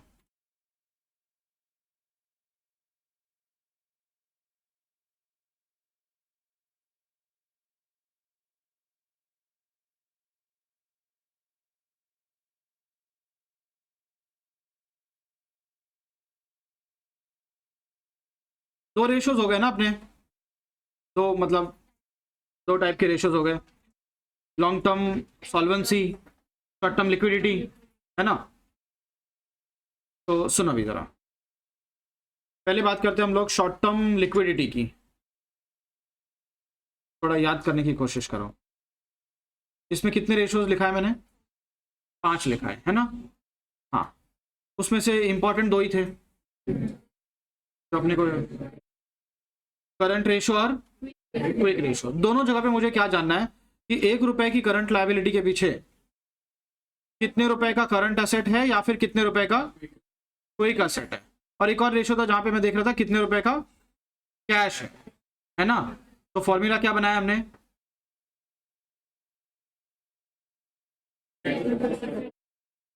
Cash upon, understood.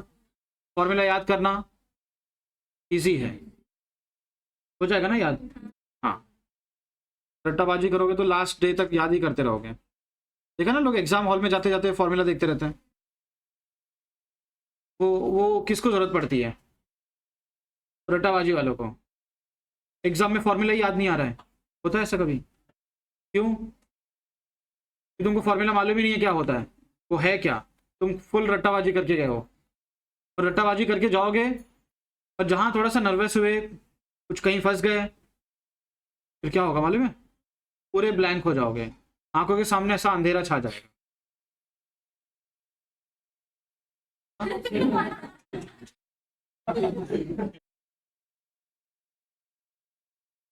हुआ किसी के साथ एग्जाम्स में ऐसा कि ब्लैंक हो गए, मतलब एक ऐसा 2-5 सेकंड के लिए, 10 सेकंड के लिए ऐसा सीटी बजने लगी कान में से, कुछ याद ही नहीं आ रहा है, जो आ रहा था वो भी नहीं भूल गया सब। हुआ ऐसा?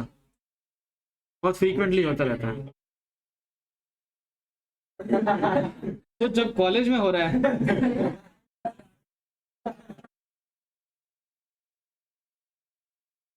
उसका एक ही इलाज है, थोड़ा तो समझ के पढ़ो। ओके, थोड़ा समझ के पढ़ोगे तो याद रहेगा।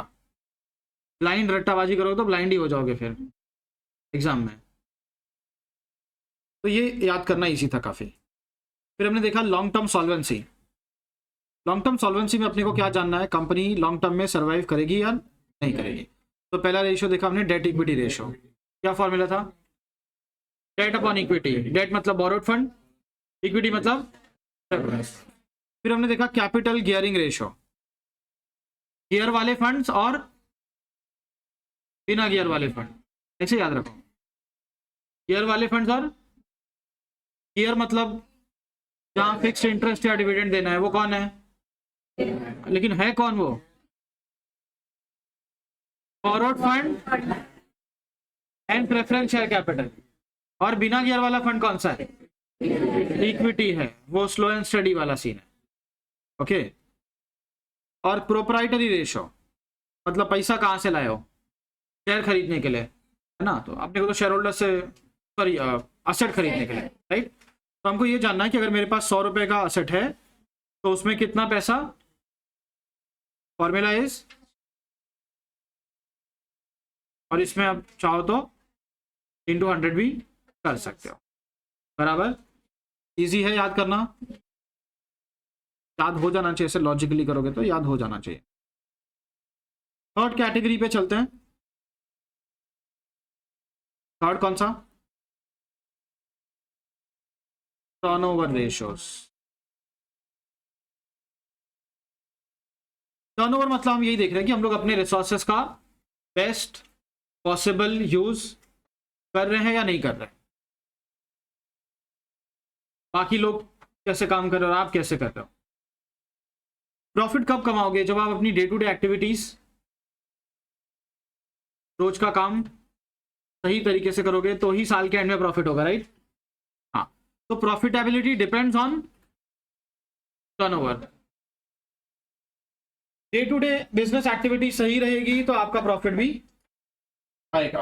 ओके, सुनो अभी तरह। तो टर्नओवर रेशियोज में क्या क्या था, देखो टर्नओवर के लिए ना पहले आपको ये ऑपरेटिंग साइकिल मालूम होना चाहिए। इसमें हम क्या करते हैं, कैश से शुरुआत करते हैं ना बिजनेस शुरू करना, फिर हम गुड्स खरीदते हैं या बनाते हैं। यहाँ ट्रेडिंग के ऊपर है, वो मैन्युफैक्चरिंग वाला नहीं दिया हुआ है, तो सीधा गुड्स खरीदा और बेचा और कलेक्शन किया। तो कैश से हम क्या खरीदेंगे,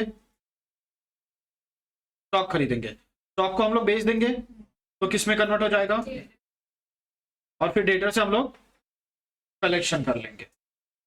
तो अपने को बस यही करना है, गुड्स खरीदना है, टाइम पे बेचना है और जल्दी से जल्दी कस्टमर से कलेक्शन करना। क्लियर?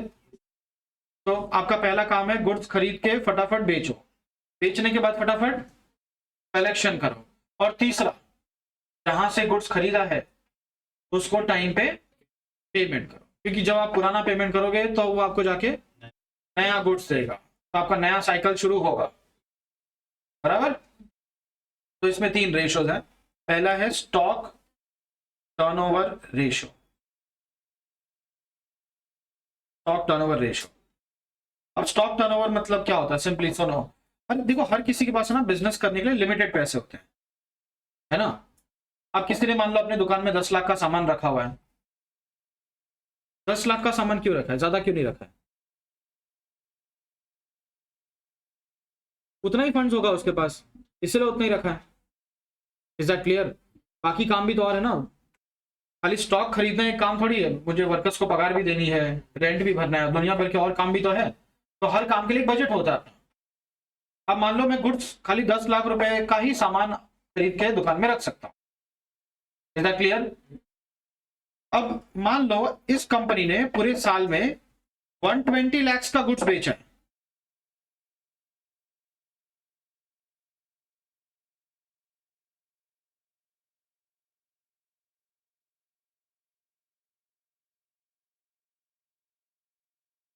इसको थोड़ा साउंड प्रूफ करना पड़ेगा।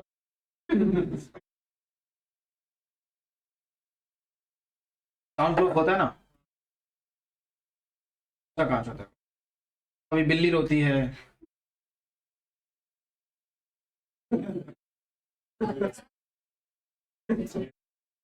अच्छा अभी मुझे ये बताओ, आपके पास 10 लाख रुपए का ही सामान था ना, गुड्स, आपके पास उतने ही पैसे थे, तो आपने पूरे साल में 120 लाख का गुड्स कैसे बेचा? बिल्ली रो रही ना, मैंने बोला और वो रोने लगी भाई। बिल्ली रोना मतलब बुरा होता है। अब होगा।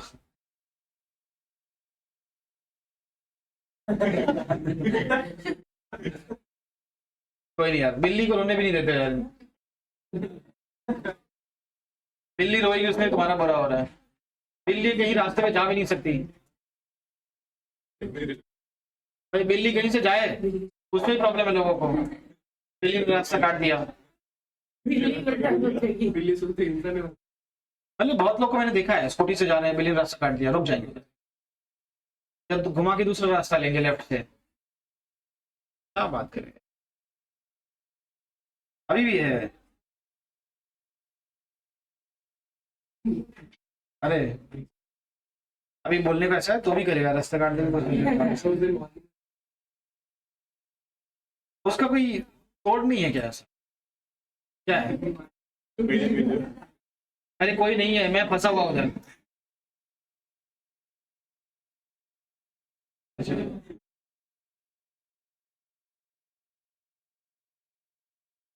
उसमें ना एक ये था, मैंने यूट्यूब पे ना एक वीडियो डालते थे यार, वो कोई चैनल था पहले, अभी आजकल कम आता है उनका। टीवीएफ तो नाम सुना ही होगा तुमने। टीवीएफ के साथ साथ एक और चैनल था, टीएसपी करके, क्या होगा मैंने तुमको, स्क्रीन पत्ती। इनके वीडियोस बहुत मस्त आते थे। उसमें ना एक का था, किसी टेररिस्ट का था, कि अगर कोई टेररिस्ट ये सब अंधविश्वास में मानने वाला हो तो कैसा होगा।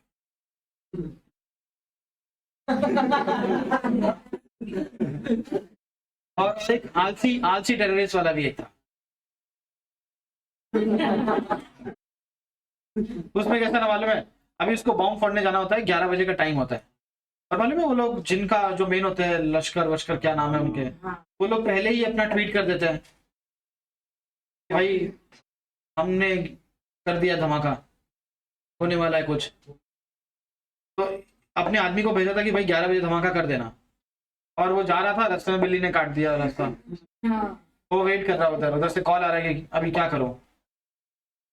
वो बोल रहे कि चला जा, कुछ नहीं होगा। बोलता है नहीं नहीं, मैं घर नहीं जा सकता। अब सामने वाले ने बोला ठीक है, एक काम कर, मैं कुछ दूसरा रास्ता निकालता हूँ, कुछ उपाय निकालता हूँ इसका। तो उसने बोला अभी एक पंडित ने बोला कि उसमें तू अगर थूक के जा सकता है आगे, रास्ते में थूक दे और आगे चला जा। फिर बोलता कौन सा वाला थूक अभी, नॉर्मल या बलगम?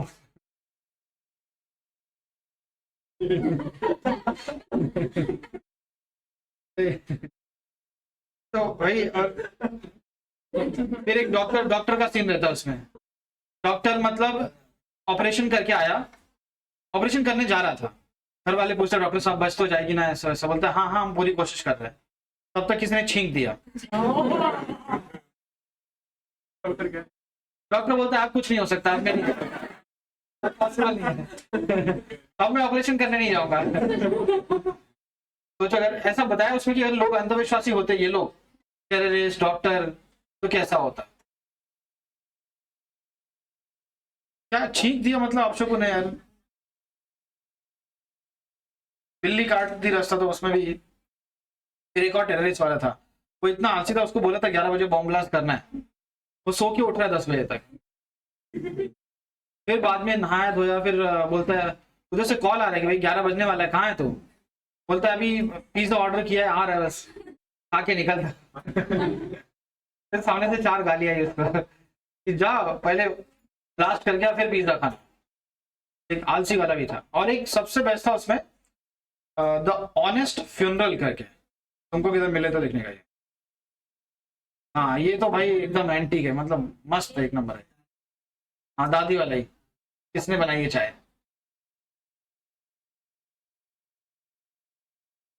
ये मस्त एपिसोड है। लोग इसमें क्या बोला है कि जैसे कोई मर जाता है तो लोग उसके घर पे जाते हैं देखने के लिए, तो ना बहुत चिकनी चोपड़ी बातें करते हैं कि बहुत अच्छे इंसान थे, और अच्छे इंसान को भगवान जल्दी बुला लेता है, चलो क्या कर सकते हैं ऐसा, है ना? तो अगर अगर वो लोग ऑनेस्ट होते और अपनी दिल की बात करते तो कैसा होता? उसमें एक बुढ़ा मर गया था, उसकी बात हो रही थी।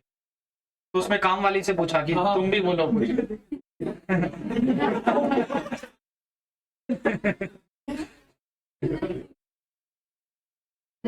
क्या सुना? तुम देखो जाके ऑनेस्ट। तो काम वाली का रिप्लाई तुमको यूट्यूब पे मिलेगा, लगा दो इधर यूट्यूब पे।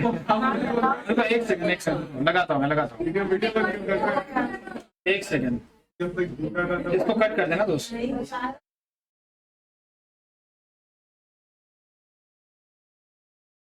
सुनो, तो हम लोग कौन से रेशो में थे अभी? Stock turnover ratio. हम लोग ये देख रहे थे कंपनी के पास है ना सिर्फ 10 लाख रुपए है स्टॉक खरीदने के लिए, पर ये लोगों ने पूरे साल में 120 लाख का गुड्स बेचा है। तो 10 लाख रुपए से इन्होंने 120 लाख का बिजनेस कैसे किया? इनके पास तो गुड्स खरीदने के लिए सिर्फ 10 लाख रुपए थे ना, तो 10 लाख रुपए से इन्होंने 120 लाख रुपए का सेल कैसे किया उसी पैसे को घुमा के? इसका मतलब ये है कि इन्होंने पहले 10 लाख का गुड्स खरीदा, फिर इसको 1 महीने के अंदर बेच दिया, 10 लाख आ गए कैश में वापस, फिर उससे वापस 10 लाख का गुड्स खरीदा, फिर बेच दिया, फिर उस पैसे से नया खरीदा, फिर बेच दिया। तो इन्होंने पैसे को कितनी बार घुमाया है? 10 लाख से 120 लाख का बिजनेस करना मतलब 12 टाइम्स हम लोगों ने घुमाया। 10 रुपए देखो, इनके बिजनेस में क्या है, 10 लाख रुपए है तो ये लोग 120 लाख रुपए का सेल कर रहे हैं ना उससे। मतलब अगर इनको मैं 1 रुपया दूं स्टॉक खरीदने के लिए, तो 1 रुपए से ये लोग कितने रुपए का सेल जनरेट करके देंगे? 12 रुपए का बिजनेस जनरेट करके देंगे। समझा? अब मैं कंपेयर करूंगा कि इंडस्ट्री में बाकी लोग 1 रुपए से कितने का काम करते हैं। अगर दूसरी कंपनीज मान लो 20-25 रुपए का सेल करते हैं तो ये 12 कम है। फिर तो इन्वेस्टर अपने 1 रुपए किसको देगा? फिर इन्वेस्टर तो यही चाहता है कि उसके पैसे का सही यूटिलाइजेशन हो, प्रॉफिट हो और उसको रिटर्न्स मिले। अब वो रिटर्न तभी आएगा जब आप पैसे को सही तरह से यूज करोगे। अब 1 रुपए से 12 रुपए का बिजनेस और कहां 1 रुपए से 25 रुपए का बिजनेस, इन्वेस्टर किसको 1 रुपए देगा? 25 रुपए जहां बिजनेस हो रहा है। अंडरस्टूड? तो ऑब्वियसली जब हम पैसा लगाएंगे तो हम लोग सिर्फ है ना क्या देखते हैं, GP ratio, NP ratio, company का शेयर प्राइस देख रहे हैं, but you should also look at the turnover ratios, कि वो लोग पैसे का सही यूटिलाइजेशन, क्योंकि वहीं से प्रॉफिट आएगा। समझा? और अगर वो डिक्लाइन होते जा रहा है मतलब कंपनी का प्रॉफिटेबिलिटी कहीं ना कहीं कम होगा, और वो बढ़ते जा रहा है मतलब टर्नओवर बढ़ते जा रहा है, तो इसका मतलब कंपनी पैसे को अच्छा यूज कर रही है। Is it clear? तो सर यहां पे अपने को क्या जानना है,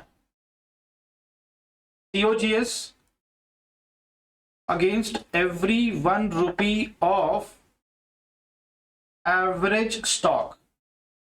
मतलब अगर कंपनी के पास 1 रुपए का स्टॉक है तो उस 1 रुपए से ये लोग कितने रुपए का गुड्स बेच रहे हैं। ठीक है? फॉर्मूला क्या बनता है यहां पे?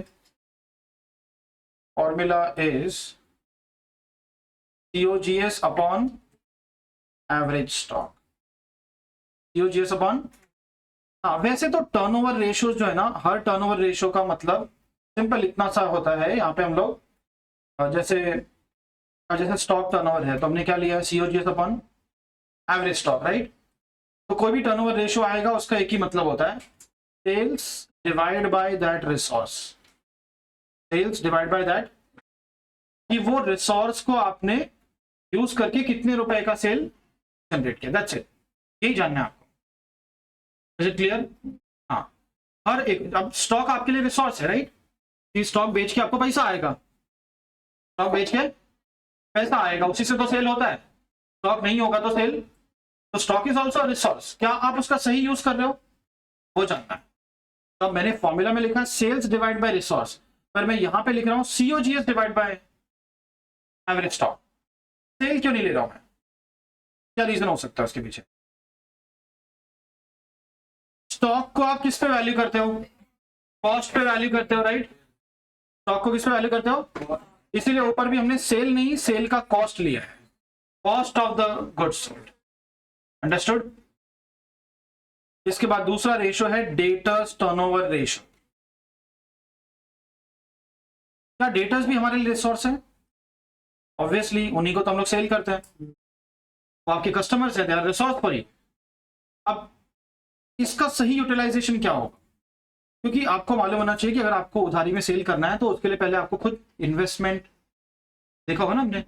हाँ, तो मान लो मेरे पास 50 लाख रुपए है उधारी में सेल करने के लिए, मतलब मैं एट अ टाइम 50 लाख रुपए से ज्यादा का गुड्स उधारी में नहीं बेच सकता, उससे ज्यादा पैसे मेरे पास नहीं है।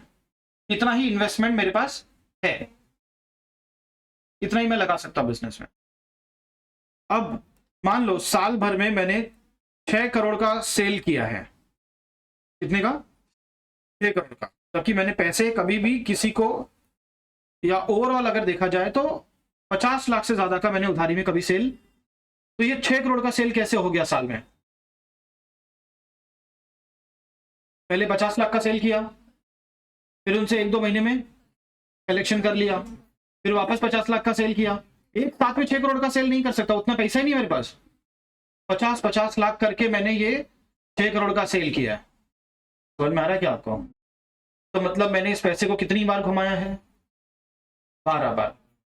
50 लाख यूज करके 6 करोड़ का सेल हो रहा है, तो मतलब हर 1 रुपए के पीछे 12 रुपए का सेल हो रहा है। अंडरस्टूड? तो ये आपने रिसोर्सेस का कैसा यूज किया ये आपको मालूम पड़ जाएगा। चलो, तो यहां पे इसका मीनिंग समझते हैं, फॉर्मूला लिखते हैं फटाफट। इधर आपको जानना है credit sales against every 1 rupee of average receivables. देखो मैं एवरेज क्यों ले रहा हूं, उसके पीछे भी रीजन है। आप देख रहे हो डेटर्स टर्नओवर, आप देख रहे हो stock turnover, the problem is आपका डेटर्स का अमाउंट और स्टॉक का amount through out the year same नहीं होता। समझ में आ रहा है क्या आपको? आज आपके पास ज्यादा स्टॉक है, कल कम होगा, परसों थोड़ा और कम होगा, फिर नया लेके आओगे तो अचानक से और बढ़ जाएगा। तो ये फ्लक्चुएट होता रहता है। मेरा स्टॉक बैलेंस कभी भी, स्टॉक में इन्वेस्टमेंट कभी भी कांस्टेंट, वो ऊपर नीचे होता रहता है, इसीलिए मुझे एवरेज लेना पड़ेगा। ओके, फॉर्मूला बोलो अभी क्या होगा फिर। Credit sales upon average receivables. वैसे मैंने फॉर्मूला में लिखा था सेल्स डिवाइड बाय रिसोर्स, यहाँ पे सेल नहीं, मैं क्रेडिट सेल ले रहा हूं, क्योंकि नीचे क्या है, डेटर्स है, रिसीवेबल्स है, और डेटर्स मतलब कौन सा सेल, तो ऊपर पूरा सेल नहीं लेने का, ऊपर सिर्फ, तो डिनोमिनेटर पे डिपेंड करता है कि आप ऊपर, इज दैट क्लियर? अभी इसमें एक और चीज आपको कैलकुलेट करनी पड़ेगी, वो है debtors collection period. Debtors collection, हाँ ये शायद बताने की जरूरत नहीं होनी चाहिए मुझे। कलेक्शन पीरियड कैसे निकालते हैं, याद है आपको? अगर मान लो साल में मैं 12 साइकिल कंप्लीट कर रहा हूं, साल में 12 साइकिल मतलब 12 महीने में 12 साइकिल, तो एक साइकिल कंप्लीट करने में कितना टाइम लग रहा है? 12 महीने में 12 साइकिल, मतलब एक साइकिल को 1 महीना लग रहा है। तो आपका कलेक्शन पीरियड जो है ना, it is reciprocal of the turnover ratio. Reciprocal of turnover ratio, उसका उल्टा हो जाता है। 12 अपॉन टर्नओवर रेशियो कर दो, 12 महीना डिवाइड बाय 12 साइकिल, 1 महीने का टाइम। 12 महीना डिवाइड बाय 6 साइकिल, 2 महीने का टाइम। 12 महीना डिवाइड बाय 4 साइकिल, 3 महीने का टाइम। अंडरस्टूड? हाँ, या फिर इसका दूसरा फॉर्मूला भी है, एवरेज रिसीवेबल्स, रेसिप्रोकल बोला ना मैंने, रेसिप्रोकल मतलब टर्नओवर का फॉर्मूला दिख रहा है आपको, क्या है? क्रेडिट सेल्स अपॉन, इधर क्या होगा फिर, average receivable upon credit sales. और आपको आंसर कैसे चाहिए अभी, पीरियड जानना है ना, पीरियड मतलब क्या, मंथ्स, डेज, वीक, जैसे भी आंसर जानना है वैसे मल्टीप्लाई कर लो। मंथ्स में चाहिए तो 12, डेज में आंसर जानना है तो 365।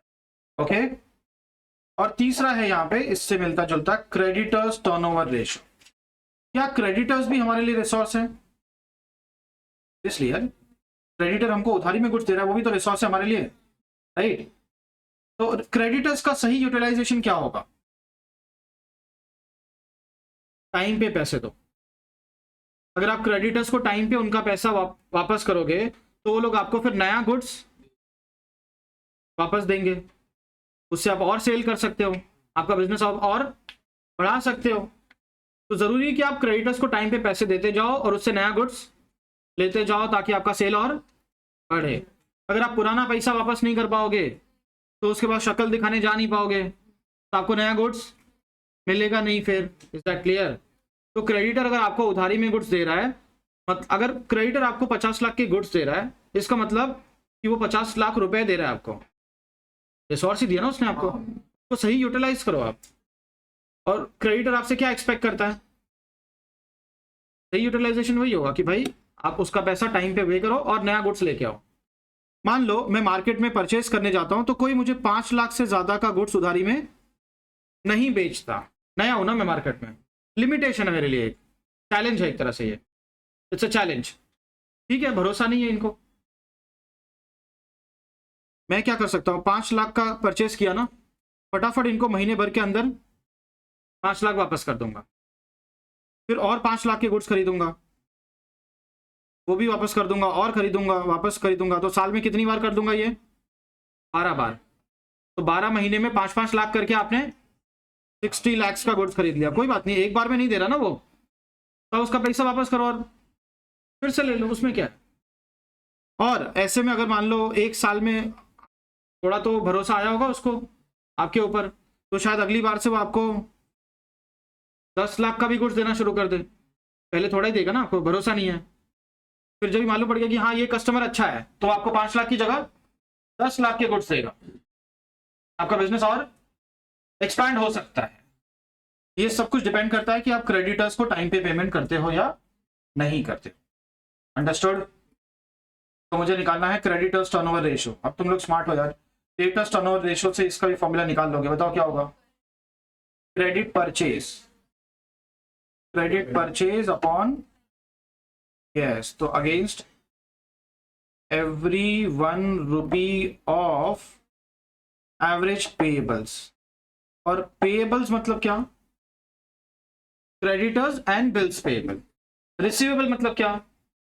Debtors and bills receivable. और एवरेज मतलब दोनों का टोटल करके divide by 2, opening plus closing divide by 2। कुछ लोग एवरेज ऐसा करते हैं, debtor plus bills receivable divide by 2, ये एवरेज कर दिया।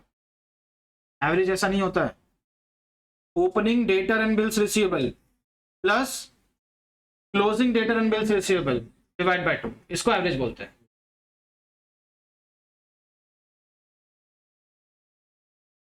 फॉर्मूला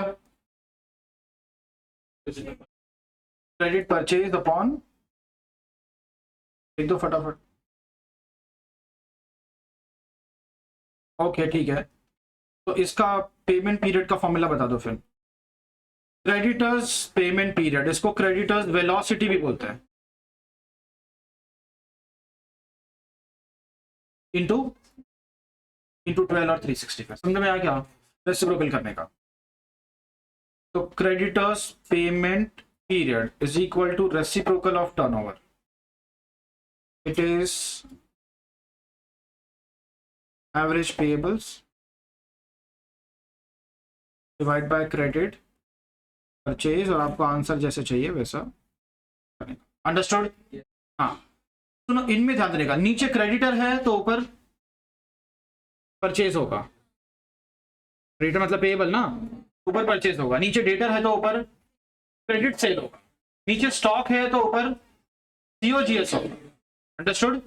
हाँ, इसके अलावा अगर अब इसके आगे कोई भी टर्नओवर रेशो आए तो फॉर्मूला सिंपल है। जैसे एक रेशो है यहाँ पे असेट टर्नओवर रेशो, मतलब आप असेट्स को कितनी अच्छी तरह से यूज कर रहे हो। तो इसका फॉर्मूला बहुत सिंपल है, against every 1 rupee of total asset. मतलब अगर कंपनी के पास असेट है तो उसका कितना यूज करके सेल कर रहे हैं लोग। फॉर्मूला क्या होगा इसका? Sales divide by total asset. Simple है ना ये? अब हर जगह ऊपर सेल ही होगा। मान लो क्वेश्चन में पूछा है कैपिटल टर्नओवर रेशो, बोलो formula. Sales divide by capital employed, sales divide by, yes, fixed asset turnover ratio, sales divide by fixed asset. Working capital turnover ratio, समझ में आया क्या? कोई भी टर्नओवर रेशो होगा, it is sale divide by that resource. हाँ, सिर्फ 3 cases में अलग नंबर लेने हैं, वो है स्टॉक, डेटर एंड क्रेडिटर। वहां पे होगा COGS, credit sale and credit purchase. Understood? और अगर कभी पीरियड पूछ दिया तो उसका उल्टा कर देने का, टर्नओवर रेशो का उल्टा कर देने का। और आपको क्योंकि आंसर डेज में चाहिए तो इंटू 365 कर लेना। Is it clear? यस। तो ये है 5 रेशोज इसके अंदर। आपके कहां से लिखने बाकी है? इधर से? चलो प्लीज फटाफट लिखो। ये बनाना जरूरी नहीं है, तो समझने के लिए था।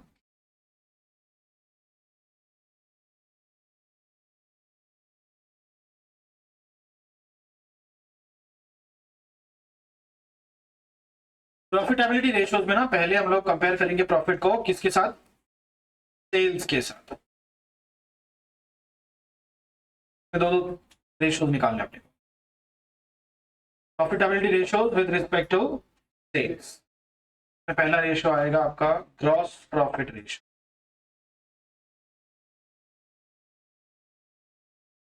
याद है किसी का फॉर्मूला? देखो, प्रॉफिटेबिलिटी के सारे रेशियोज परसेंटेज में होंगे, ठीक है? अब में इंटू 100 करना है। ग्रॉस प्रॉफिट रेशियो मतलब हर 100 रुपए के सेल के अंदर कितना ग्रॉस प्रॉफिट है। हर 100 रुपए के सेल के अंदर कितना ग्रॉस प्रॉफिट है। GP upon sales into 100। मुझे क्या जानना है, सेल जानना है कि जीपी जानना है? जीपी जानना है ना, तो जीपी को ऊपर रखो, समझा आपको। फिर दूसरा नेट प्रॉफिट रेशियो,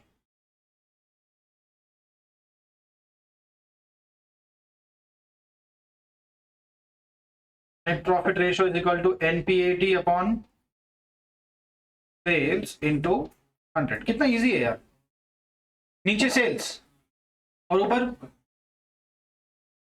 तो पूछा रहेगा जीपी रेशियो, तो GP upon sale, NP ratio तो एनपी अपॉन सेल। फिर है operating profit ratio. Operating profit क्या होता है? ऑपरेटिंग मतलब जो हमने day to day business activity से कमाया है, उसको ईबीआईटी बोलते हैं।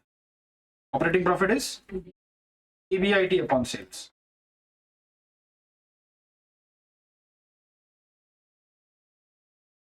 फिर एक रेशियो है operating ratio.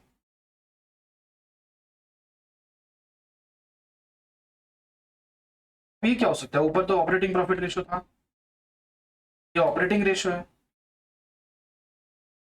Operating cost ratio, operating ratio मतलब बिजनेस ऑपरेट करने में, बिजनेस ऑपरेट करने में, बिजनेस चलाने में कितना खर्चा हो, समझ में आया? तो इसका फॉर्मूला है ऑपरेटिंग कॉस्ट। वैसे ऑपरेटिंग कॉस्ट मतलब कैसे, वो भी जानना चाहिए तुमको। ऑपरेटिंग कॉस्ट का मतलब सीओजीएस प्लस ऑपरेटिंग एक्सपेंसेस, मतलब डायरेक्ट कॉस्ट प्लस, समझ में आया क्या? तो हमारा डे टू डे बिजनेस का या डे टू डे खर्चा होता है, वो दो पार्ट में हम डिवाइड करते हैं, direct cost and indirect cost. Direct is COGS, indirect is operating expenses, divide by sales into 100. One more ratio, अगर आपको किसी भी एक्सपेंस का रेशियो निकालना है, एनी एक्सपेंस, जैसे मान लो मुझे जानना है वेरिएबल कॉस्ट रेशियो, तो दिया होता है ना कहीं कहीं पे, देखो variable cost 60% of sale, 80% of sale, है ना, वो कैसे निकालते हैं लोग? Variable cost divide by sales. जो भी एक्सपेंस का रेशियो जानना है उसको सेल से, मतलब अगर मैं 100 रुपए कमा रहा हूं तो उसमें से कितना वेरिएबल कॉस्ट में जा रहा है, कितना फिक्स कॉस्ट में जा रहा है, तो आप बस सेल के साथ उस खर्चे को कंपेयर कर लो बस। फॉर्मूला क्या होगा? That expense divide by sale. Is that clear? हाँ, अब इसमें सबसे इंपॉर्टेंट वाले रेशियोज अगर मैं बोलूं तो वह है शुरू के दो, जीपी एंड एनपी, चार लगा दो। ये शायद सबसे इजी कैटेगरी है, नाम से डिसाइड होता है रेशियो। फॉर्मूला क्या है? GP ratio GP upon sale, NP ratio NP upon sale, operating profit ratio operating profit upon sale, operating ratio operating cost upon sales, जो पीछे सीओजीएस प्लस ऑपरेटिंग एक्सपेंसेस, है ना। Expense ratio expense upon sale, याद करने की जरूरत ही नहीं है, नाम से मालूम पड़ जाएगा, राइट? सबसे इजी वाले। फिर बी पार्ट में है, we are going to compare the profit with investments. हम यहां पे प्रॉफिट को किससे डिवाइड कर रहे थे अभी तक? सेल से। अब इन्वेस्टमेंट से कंपेयर करेंगे। जब सेल से डिवाइड कर रहे थे तो फॉर्मूलाज में प्रॉफिट वर्ड लगा हुआ था, gross profit, net profit, operating profit. जब इन्वेस्टमेंट से डिवाइड करोगे तो रिटर्न वर्ड लगेगा। समझ में आया आपको? सुना भी जरा। अब देखो बिजनेस मतलब क्या है? Business is like a device, business is like a device, जहां पे आप एक साइड से कैपिटल डालो उसमें, राइट? बिजनेस क्या करेगा? उस कैपिटल को घुमाएगा ना, असेट खरीदना, गुड्स खरीदना, बेचना, वापस प्रॉफिट कमाएगा। वो पैसे को घुमा के प्रॉफिट कमाएगा। कौन सा प्रॉफिट कमाएगा? बिजनेस को आप कैपिटल दोगे, बिजनेस आपको, बिजनेस के खर्चे मतलब क्या? ऑपरेटिंग खर्चे, वेरिएबल कॉस्ट, फिक्स कॉस्ट या फिर डायरेक्ट कॉस्ट, या तो बिजनेस क्या करेगा? सेल जनरेट करेगा। क्या करेगा? लेकिन वो सेल जनरेट करने के लिए बिजनेस को पहले खर्चा करना पड़ेगा। कौन सा खर्चा? सीओजीएस और ऑपरेटिंग एक्सपेंसेस, और बाद में जो बचा बिजनेस आपको दे देगा। मतलब आपको क्या देगा? बिजनेस क्या देगा? EBIT देगा। बिजनेस आपको क्या देगा? यस। तो business is like a device, जहां आप एक साइड से कैपिटल डालोगे, दूसरे साइड से ऑपरेटिंग प्रॉफिट EBIT निकलेगा। Is that clear? वो बिजनेस ने आपको दिया है।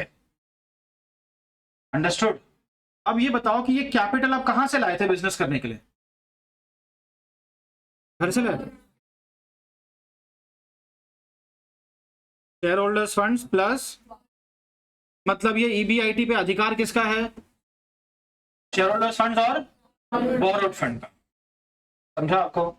तो जैसे ही साल के एंड में EBIT आ जाएगा ना, तो मैं चिल्ला चिल्ला के सारे इन्वेस्टर्स को बुलाऊंगा कि चलो चलो आ जाओ सब लोग।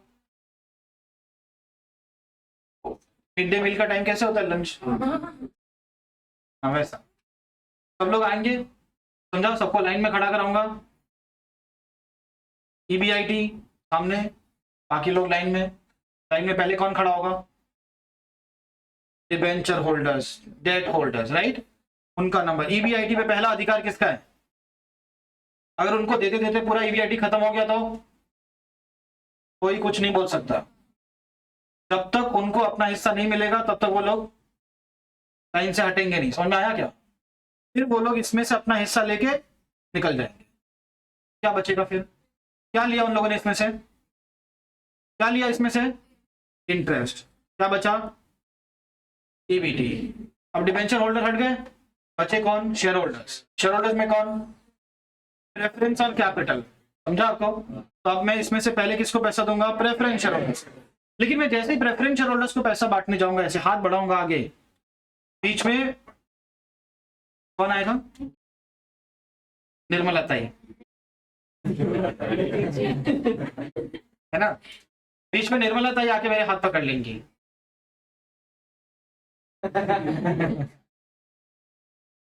और उनका क्या है कि आप शेयर होल्डर्स को पैसा दे रहे हो, उसके पहले आपको हमको पैसा देना पड़ेगा। समझ में आया? तो फिर इसमें से पहले टैक्स भरना पड़ेगा। फिर जो बचेगा NPAT, ताई को पहले हटा देंगे हम लोग, उनको हिस्सा देके, है ना? जो भी 20, 25, 30% उनको चाहिए, plus cess, plus surcharge. Demand खत्म ही नहीं होती है उनकी। पहले बेसिक टैक्स, है ना? फिर सरचार्ज, फिर सेस, लूट लेंगे। 35% तो ऐसे हो जाएगा। ठीक है, एनीवेज। अब ये बचा, अब कौन बचा लाइन में? बोरोड फंड गए, और बीच में पैसा लगाया भी नहीं था, वो भी आ गए, इनकम टैक्स डिपार्टमेंट। चलो उनको भी हमने देके हटा दिया। अब कौन बचा? शेयर होल्डर्स बचे। कौन बचा? हाँ, उसमें दो लोग हैं। कौन? पहले किसका नंबर आएगा? तो NPAT पे पूरा अधिकार किसका है? प्रेफरेंस शेयर होल्डर्स का। अगर प्रेफरेंस शेयर होल्डर्स को बांटते बांटते पूरा प्रॉफिट खत्म भी हो गया तो भी इक्विटी शेयर होल्डर्स कुछ नहीं बोल सकते। वो लोग हिलेंगे नहीं अपनी जगह से। आगे आना नहीं है तुमको, पहले इनको जितना प्रॉफिट चाहिए उतना फिक्स है, जितना चाहिए उतना नहीं मिलेगा। समझ में आया क्या? तो इसमें से प्रेफरेंस डिविडेंड देंगे, फिर जो बचेगा वो किसको जाएगा? इक्विटी वालों को। अंडरस्टूड? तो बचता है equity earnings. Is that clear? तो अगर मैं पूछ रहा हूं आपसे, समय तक अगर मैं पूछ रहा हूं return on capital employed, return on मतलब बिजनेस ने टोटल कैपिटल के ऊपर आपको कितना प्रॉफिट दिया, तो आप क्या बोलोगे? कितना दिया? EBIT दिया। क्या दिया? तो return on capital employed is EBIT upon capital employed. हमने कितना कैपिटल लगाया था? ये, और उसके बदले में बिजनेस ने क्या दिया? मान लो मैंने लगाए थे 10 करोड़ और बिजनेस ने मुझे दिया 2 करोड़, तो 10 करोड़ के पीछे 2 करोड़, मतलब हर 100 रुपए के पीछे कितना? 10 करोड़ के पीछे 2 करोड़, तो 100 रुपए के पीछे 20 रुपया। Is that clear? यस। ये बिजनेस ने आपको दिया, क्योंकि बिजनेस को पता नहीं है कि आप पैसा कहां से लाए, उसको पैसा चाहिए बस। आप 100 रुपए दोगे, वो 100 रुपए से काम धंधा करेगा और आपको प्रॉफिट लाके देगा। बिजनेस कभी आपको अलग अलग प्रॉफिट नहीं देता। ये लो शेयर होल्डर्स के पैसे पे 25% दे रहा हूं, ये डेट होल्डर्स का पैसा था उस पर 15% दे रहा हूं, ऐसा कुछ नहीं होता है। बिजनेस को आप पैसा दोगे, बिजनेस आपको एक रिटर्न लाके देगा। जैसे 20%, मतलब सबके पैसे पे 20%। Is that clear? हाँ। अब मैं क्या करूंगा? अब मैं इसमें से बांटना शुरू करूंगा। मैंने पहले किसको पैसा दे दिया? बोरोड फंड को, उनको हटा दिया, फिर टैक्स भी भर दिया। अब मुझे जानना है return on share holders funds. Return on मतलब शेयर होल्डर्स के पैसे पे बिजनेस ने कितना रिटर्न दिया है, कितना दिया है शेयर होल्डर्स को, कितना दिया है एनपीएटी। तो मैं शेयर होल्डर्स फंड्स को किसके साथ कंपेयर करूंगा, एनपीएटी के साथ। फिर मुझे जानना है रिटर्न ऑन इक्विटी। इक्विटी को क्या दिया है, इक्विटी अर्निंग्स, तो उसको इक्विटी अर्निंग के साथ कंपेयर।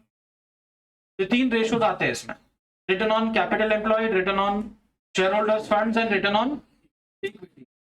तो आप किसका कैपिटल ले रहे हो उसको डिनोमिनेटर में डाल दो और उस पर्सन को कौन सा प्रॉफिट मिल रहा है उसको ऊपर रखो। Return on divide, return divide by capital employed, return divide by share holders fund, return divide by equity share holder fund, और रिटर्न का मतलब प्रॉफिट। अब आप सोचो कौन सा प्रॉफिट, वो डिपेंड करता है कि आप पैसा कहां से लाए हो। नीचे अगर कैपिटल एम्प्लॉयड रखा है तो कैपिटल एम्प्लॉयड कहां से आता है, शेयर होल्डर फंड प्लस, तो ऊपर ऐसा प्रॉफिट लो जिसमें से शेयर होल्डर को भी पैसा मिले और बोरोड फंड को भी पैसा मिले, और वो क्या है, ईबीआईटी है, लॉजिकल कंपैरिजन। अगर आपने नीचे सिर्फ शेयर होल्डर फंड लिया हुआ है तो ऊपर ऐसा प्रॉफिट लो जो शेयर होल्डर्स को जाता है, एनपीएटी। अगर आपने नीचे सिर्फ इक्विटी शेयर फंड लिया हुआ है तो ऊपर ऐसा प्रॉफिट लो जो सिर्फ इक्विटी को जाता है, इक्विटी अर्निंग्स। खत्म ना यार, याद क्या करना है इसमें, आपको मालूम होना चाहिए कि आप क्या ढूंढ रहे हो, बस वो कंपेयर करना है। अंडरस्टूड।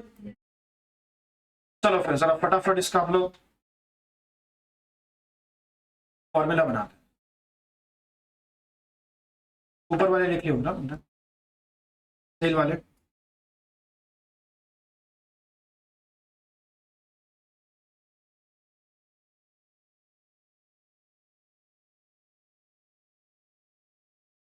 हो गया।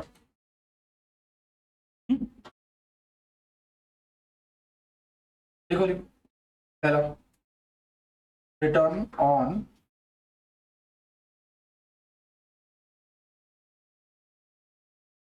what may we call it, ROC और ROI, इसी को ROI बोलते हैं।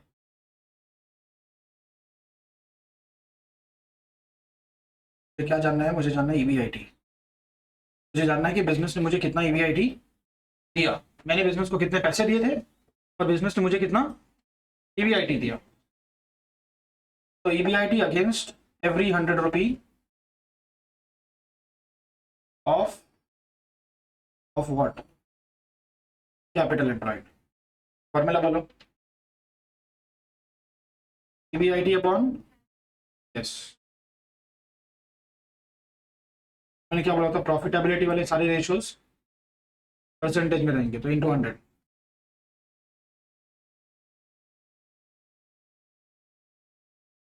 है return on share holders funds.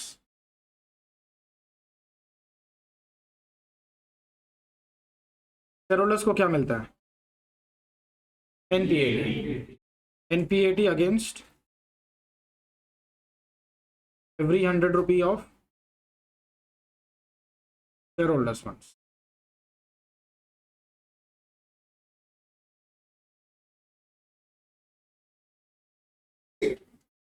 तुम खुद अपने आप फॉर्मूला बना सकते हो, बोलो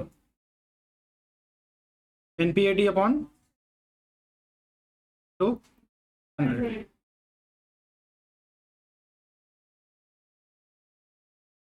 अब चलो शेयर होल्डर्स हो गया, अभी प्रेफरेंस को निकाल के सिर्फ किसकी बात करते हैं, return on equity.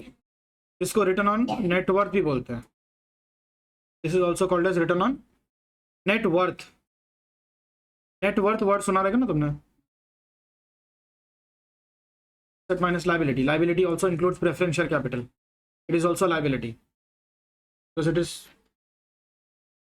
to be repaid.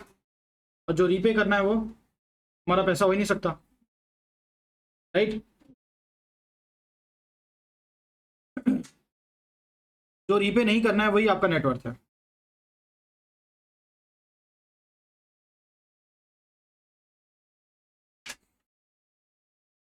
क्या हो गया, गले में खराश हो गया।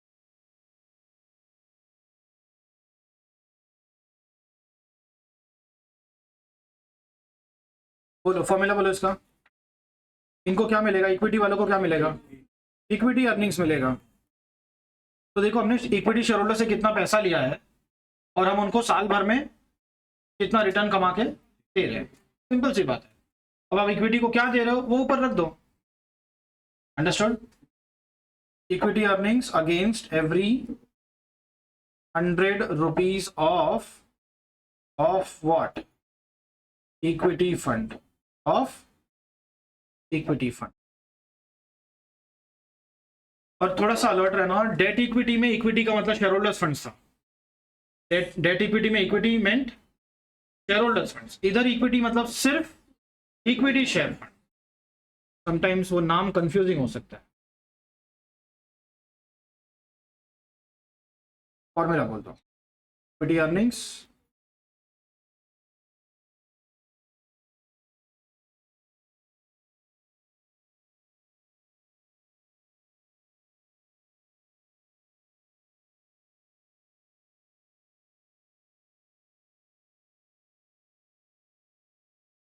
और उसमें एक लास्ट बचता है रिटर्न ऑन असेट्स, कभी कभी ये भी आ जाता है। बस मुझे यहाँ पे सिंपल ये जानना है कि मेरे पास कितने असेट्स हैं और वो असेट्स को यूटिलाइज करके मैं कितना रिटर्न्स जनरेट कर रहा हूँ, सेल नहीं, प्रॉफिट, प्रॉफिट, ओके। तो NPAT against every 100 rupee of total asset, NPAT against every 100 rupees of total asset.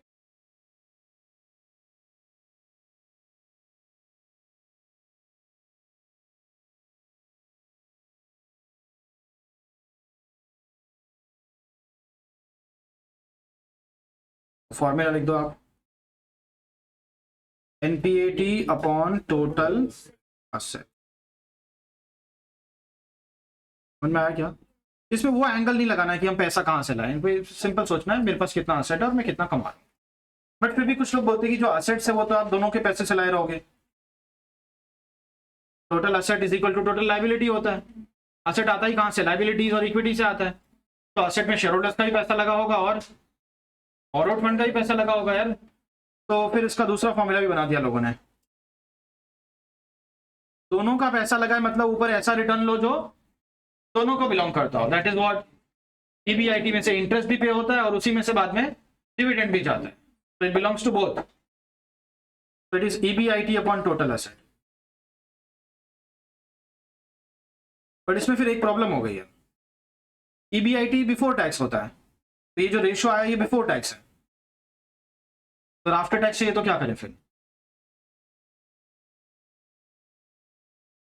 तो it's EBIT 1 minus T upon total assets.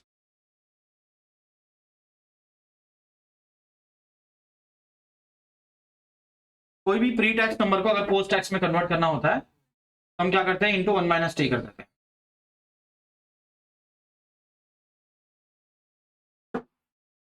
चलो बस आज के लिए इतना ही, सारे फॉर्मूला